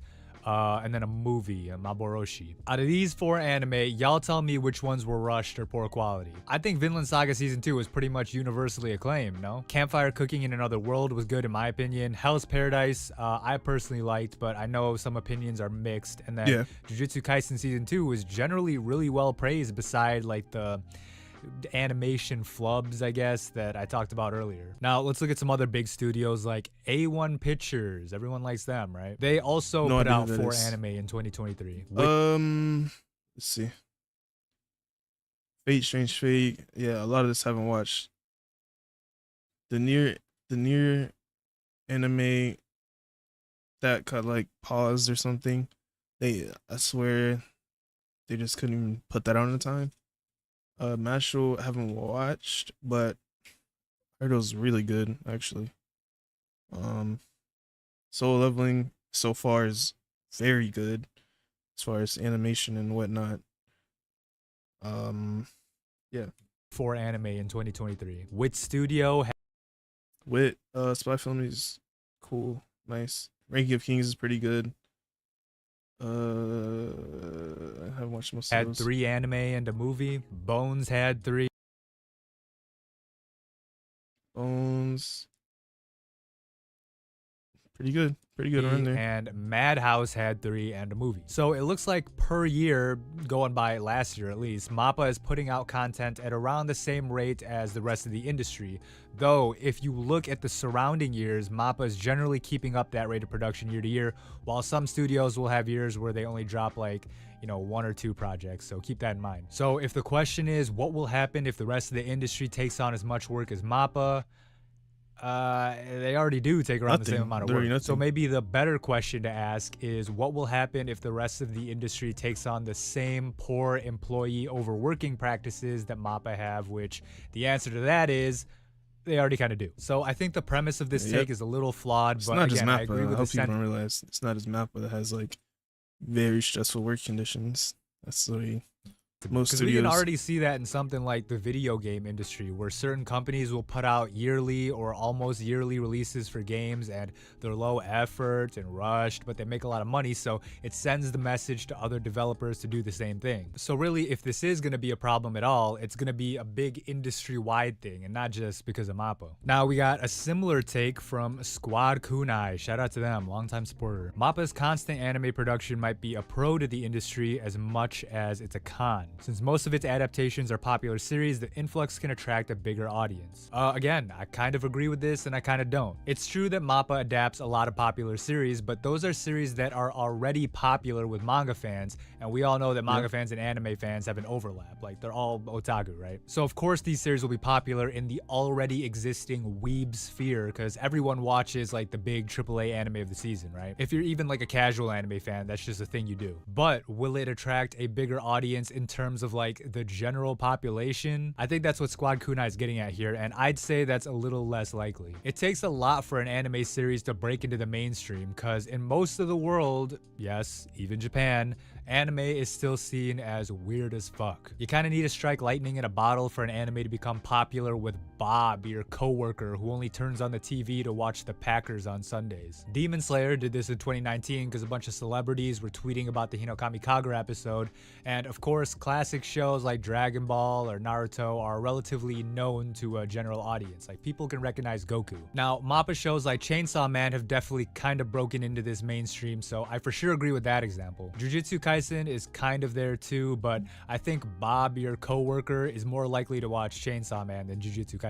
So yeah, MAPPA definitely can draw in a mainstream general audience by adapting these big manga series, but I mean, it doesn't have to be MAPPA, because a lot of the other mainstream hits are from manga that are popular but aren't necessarily big blockbuster action battle shonen. Like Spy Family, for example. That's a shonen manga too, but it's obviously more on the slice of life side. Hugely popular with a general audience. I mean, like, they did a collab with Mission Impossible, come on. Another example I'd say is Free Ren, which is easily the breakout hit of the past year. It's another shonen manga, but again, it's not like a AAA blockbuster title. And that series has seen a lot of general audience appeal. Again, you can check out my last Free Ren video because I talk about how it's become basically a cultural phenomenon in Japan. And this is anecdotal, but a lot of my friends who don't watch anime watched Free Ren and absolutely loved it. I find that Free Ren is a really easy show to recommend to people who don't watch anime, so in that sense, it has mainstream appeal, at least in my opinion. So yeah, MAPPA adapting all these blockbuster series can be a pro in the industry, but again, it doesn't have to be MAPPA. Just any popular anime that gets popular for whatever reason can be beneficial to the industry as a whole. Like, bro, if we get another series on the level of like a Yu-Gi-Oh or Pokemon from some random studio, that's gonna bring in more people into the anime scene than any of the series I mentioned combined. Okay, so Squad also has a second part to his tweet that says, it's okay not to have a set career that some considered appropriate for your age range. I agree with that 100%, because who decides what's appropriate for your age? If you're making money, you're making money. Who cares? We all gotta do what we gotta do to pay the bills, right? If you watch this channel, you know I've worked 1,000,001 odd jobs over the years. You know, when I was in college, I paid for my last year by playing Texas Hold'em. Is that an appropriate career for a 21-year-old?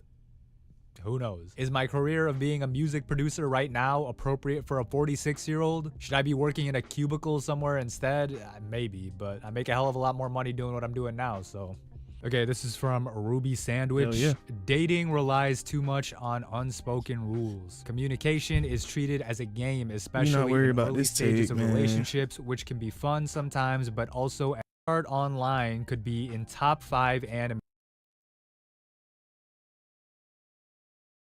Now he's saying would my career right now be okay for a 46-year-old? Not that he is 46. if the characters were written competently. Look, Well, I don't know about top 5, but be better.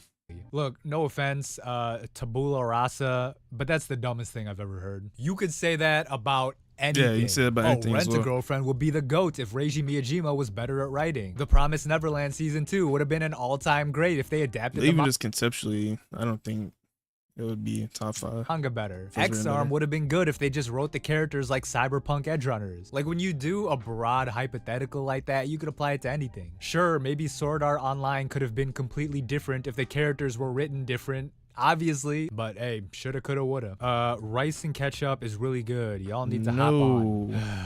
I'm not gonna lie, this is some broke ass shit, but hey, we've all been there, so I feel you. Growing up, Nah, I I was haven't on been food there. stamps and everything, so I for sure know about this. But low-key, the upgraded version of ketchup and rice is unironically good. Like rice with diced tomatoes and like soy sauce or fish sauce and egg. Ooh, that's what y'all need to get on. And it's not that much more expensive if you're smart about it. Life falls off after 5th grade.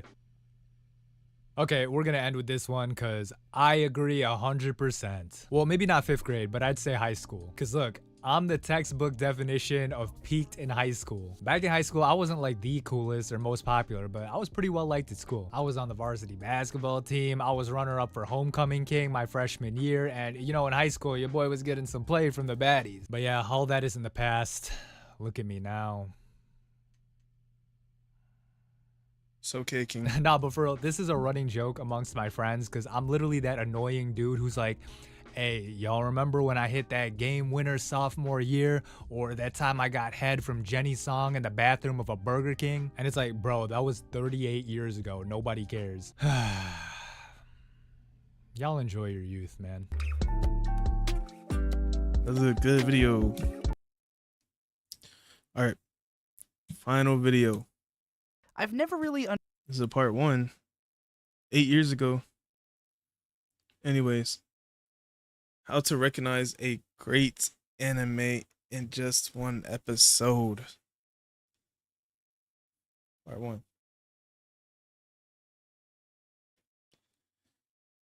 I mean, you know, I've said this before, like 3-episode rule, 10-episode rule, don't matter.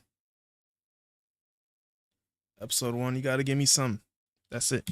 understood the point of the 3-episode test. For those who've never heard of it, the 3-episode test is a common practice in anime communities in which viewers will allow any show 3 episodes to hook them in, supposing that a series with a slower build-up may not really get Full interesting season rule. Yeah, nah.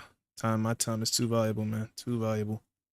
until after a few episodes. However, in my experience, I've never actually seen a show that I ended up loving in the long run which didn't have a good first episode. The only exception being Gintama, which infamously started off with That's a filler. 2-part anime original filler episode that bizarrely fell short of the entire rest of the show. Beyond that, though, I've never experienced this so-called it gets good later effect.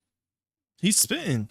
What is a bad first canon episode? Like, that quote unquote became good after? That's my question. So I don't know. The first episode is meant to get you hooked to something, like, at all. Character, story, just anything. A fight. If it starts off with a fight, make it interesting, make it cool. You have to give me something to hold on to continue. Sure, there are a lot of shows that get better across their run, given that basic narrative structure usually dictates a rising action in the story, but I've never seen a show that started off bad and ended up being great. Hell, the fact that something starts off bad is a pretty huge detriment towards being good on the whole anyways, especially if you find yourself annoyed with the Imagine story. saying like something's amazing. That's a bad start though. Like what?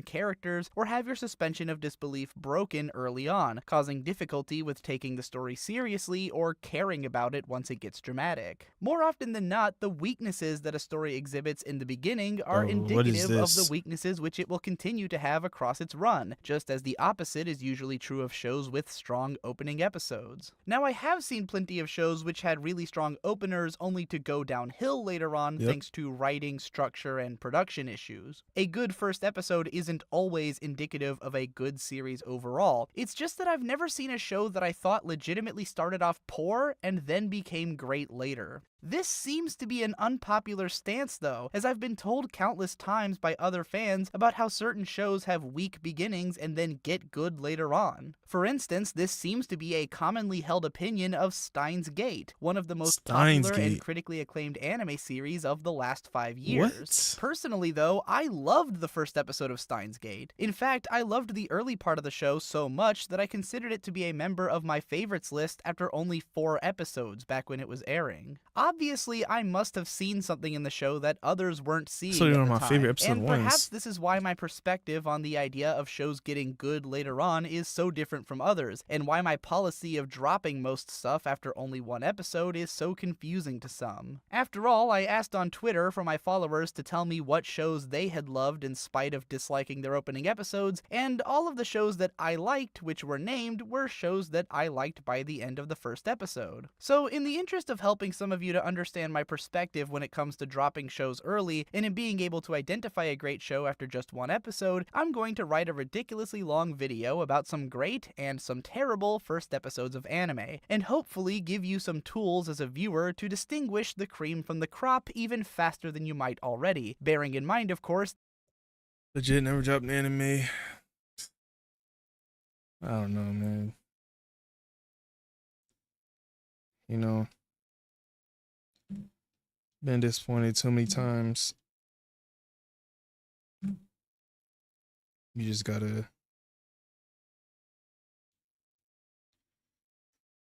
Like I said, time is just too valuable, brother. But I respect it though. I just spend that time trying something else. that this is all a matter of personal taste in the long run.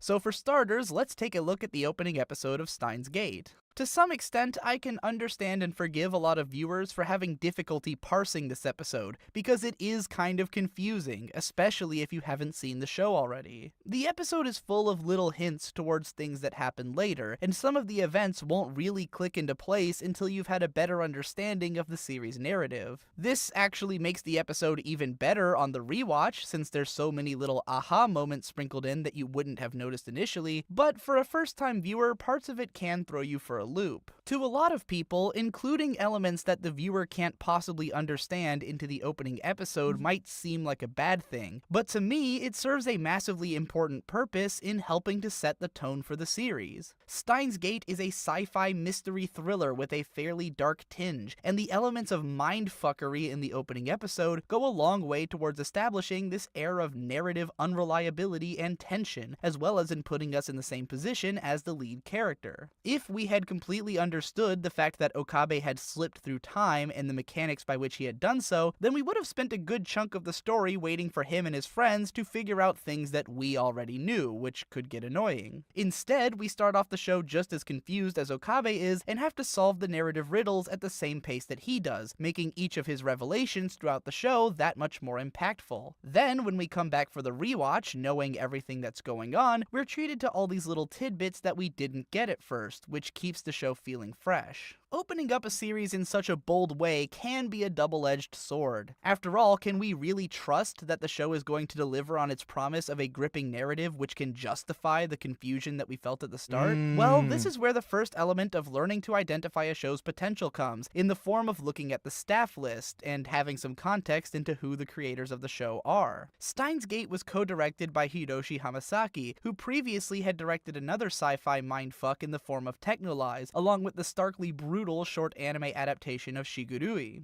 Both of these shows had also started off with really bizarre, confusing, and thickly tonal opening episodes before diving further into their stories. It's not exactly a guarantee that every Hiroshi Hamasaki directed show would follow the same trajectory, given that he didn't write any of them and that Steins Gate came from a different studio and was based on a visual novel, but when this show came out, seeing the name of such an interesting director attached to it, who previously had worked on one of the most bizarrely fascinating shows that I ever considered a favorite, inspired a lot of confidence in it on my Still need part. to watch that. Diving into the episode itself, the opening scenes are incredibly stark and thickly tonal, starting with a sequence of semi-transparent images that look vaguely like the inside of the internet, shots of TV static, and pictures of various Yeah, Steins Gate is wild, man. I need to rewatch that, like, soon. Tone, like, the atmosphere of that show, it's gotta be, like, top 5, easily. Like, up there with Paranoid Agent and, things like that.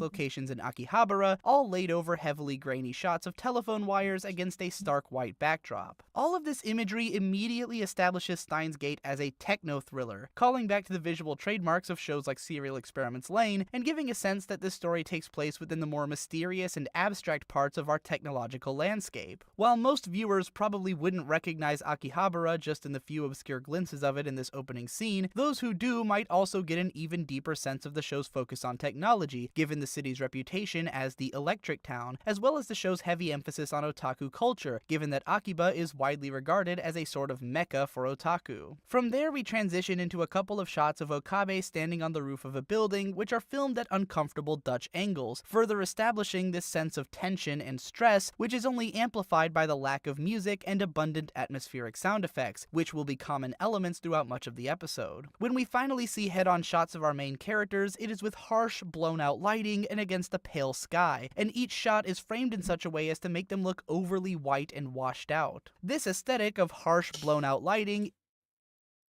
Serial Experiments Lane has a slow start. If you jump for his episode, I don't blame you.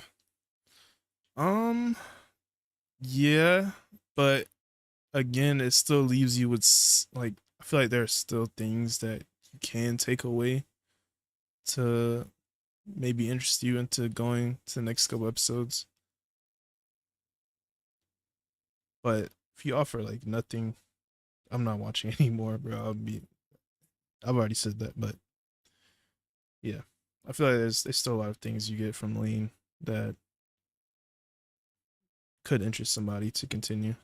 is upheld as we transition to the streets of Akihabara, filmed once again at Dutch angles, wherein some of the buildings seem to simply evaporate into the atmosphere as they get further from the camera. There's something unsettling about how this entire scene is colored, as though the boundaries of reality have become opaque and uncomfortable. All of this is to say that Steins Gate does an excellent job of generating a sense of mystery and suspense in its audio-visual design alone, which sets you up for the unnerving nature of the episode's midsection as soon as the episode begins. It's pretty rare for any anime series to put so much effort into setting such a thick and unique audio-visual tone right off the bat, and most of the ones that do are fantastic. So at this point, it's already pretty clear that we're potentially looking at an ambitious project.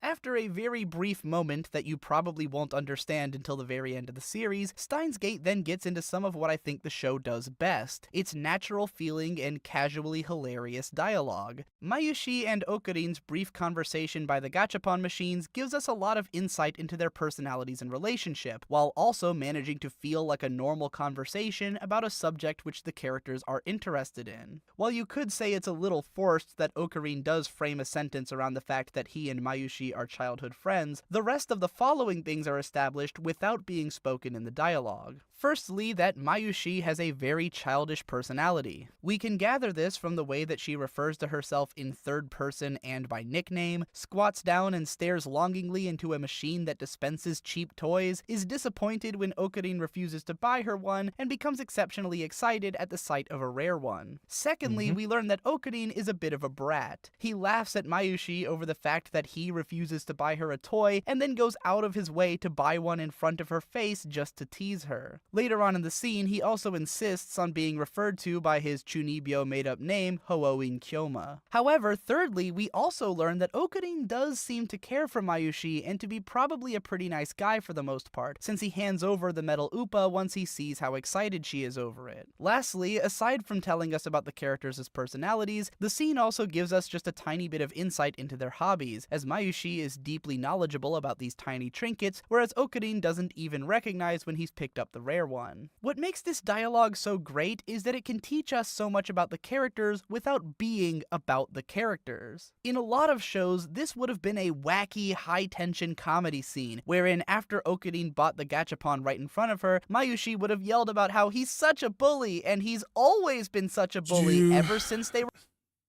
You spoiled. Okay. I'll stop the video. It's coolish, cool. Yeah, I'm mostly agree with this stuff. Don't want to get too deep into it. Anything else? That's all I had pretty much.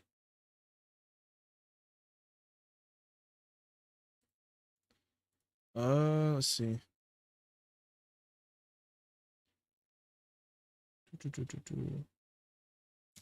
Johnny Starr.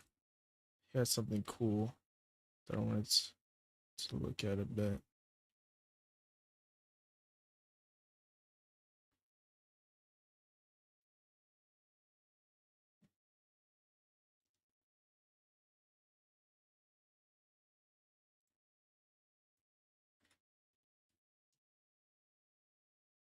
What's it called? It's me find it.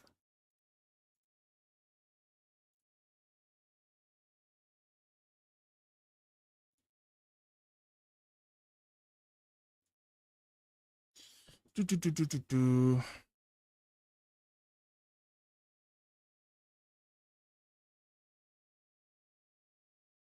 Yeah, so Johnny Starr, he made this video, right? I'll play some of it in a bit, but it kind of made me realize that, you know, kind of why I went into making content. And it's like, when I talk to most people, I'm very like reserved, you know what I mean? Especially when it comes to like things like anime, something like that. Which I didn't like about myself, you know? And I especially, and that was like one of the reasons I went to YouTube. It's like express, like you go on YouTube to express yourself, right? And I kind of started that way, but definitely leaned to a point where like I felt like in a box and limited, and that's not good, not healthy at all, especially when I don't like express myself outside of YouTube. Which is why it's another reason why I took that break, that huge break for like 3-4 months until now. But now, like, cause I wanted to go into this and build a genuine community. And like, sure, some of the numbers are cool, you know, some revenue I get is cool, but it is not really worth it when you don't have that community. Which I understand. Like, I wouldn't watch like 80% of my videos. Like, sure, you could learn something, but what would make somebody want to subscribe? Like, if you look at my numbers, what's good, Tact? I'm kind of ranting right now, but I'm definitely not where I should be in terms of like subscriber count, which is okay. I get it. I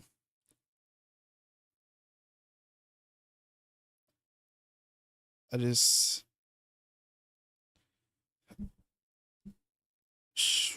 I don't know how the videos I was making was just like not fun at all for the most part. Besides like a couple which are like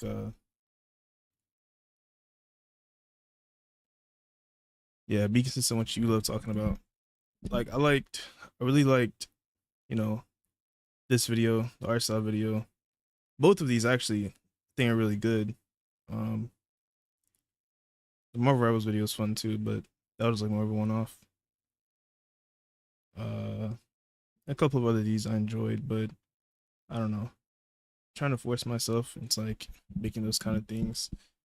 It just got old kind of quick. So I was like, all right, what do I do? What do I do?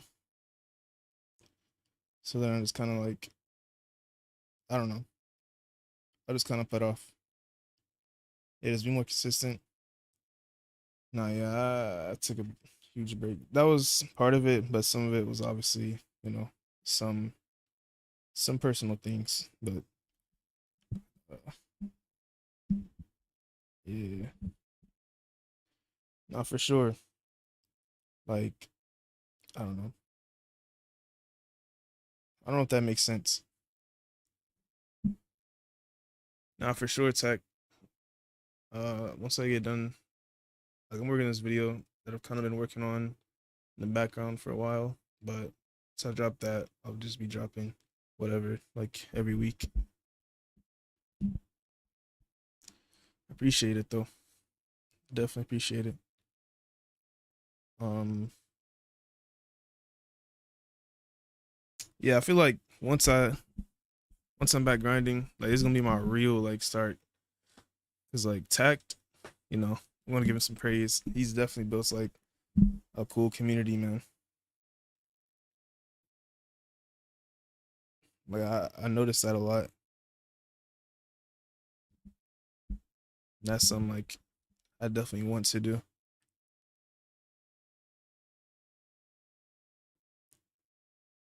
Yeah, so social media does suck up a lot of our time. Whoever's on there. But yeah, exactly. Black Star said I definitely need to start uploading more. Yeah, bro. Telling you, bro. Once we start both uploading, it's gonna be way easier, bro. It's like when you and your guys are grinding, bro, as well as you. It's always way more fun as well. Nah, but yeah, I don't know. That's a quick rant. I'm having a lot more fun now making what I've been making like the last week. So yeah, but yeah, this video is really good by Johnny Starr. When I'm Um,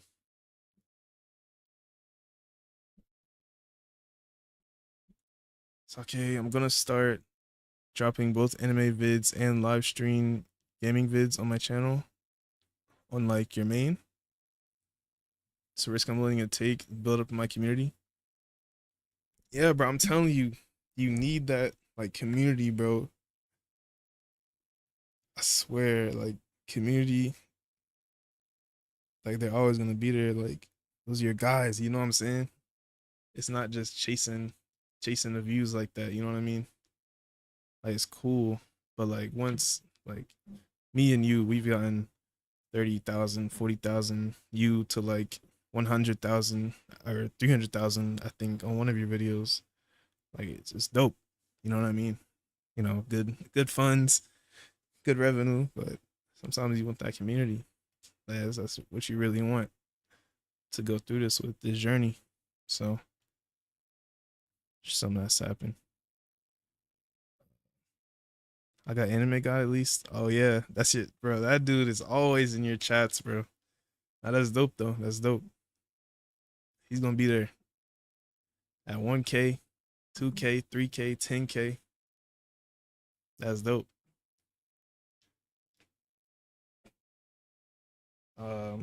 Yeah, that's cool though. Now Black Star, he's always been around. Like I don't know when he found me or I found you, but that's been a while.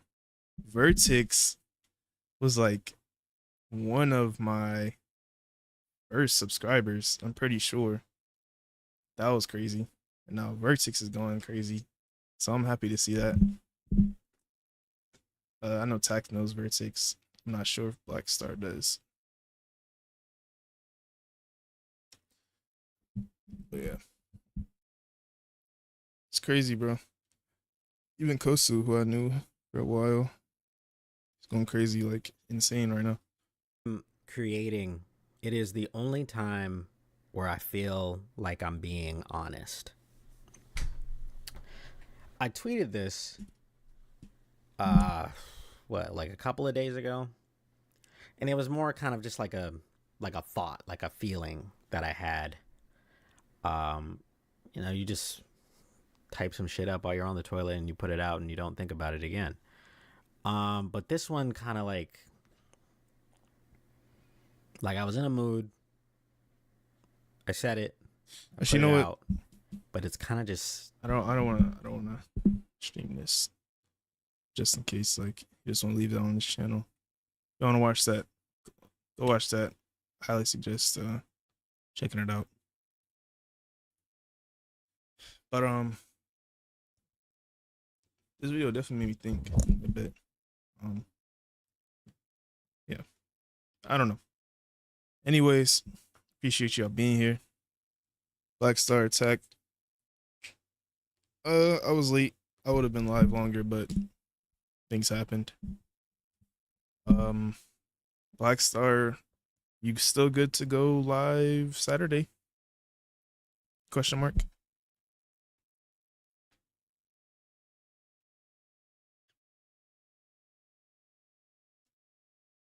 Yep. All right. Saturday we will be talking about AI stuff, and if you find that interesting, pull up. If not, oh well. Anyways, see y'all Saturday, and peace.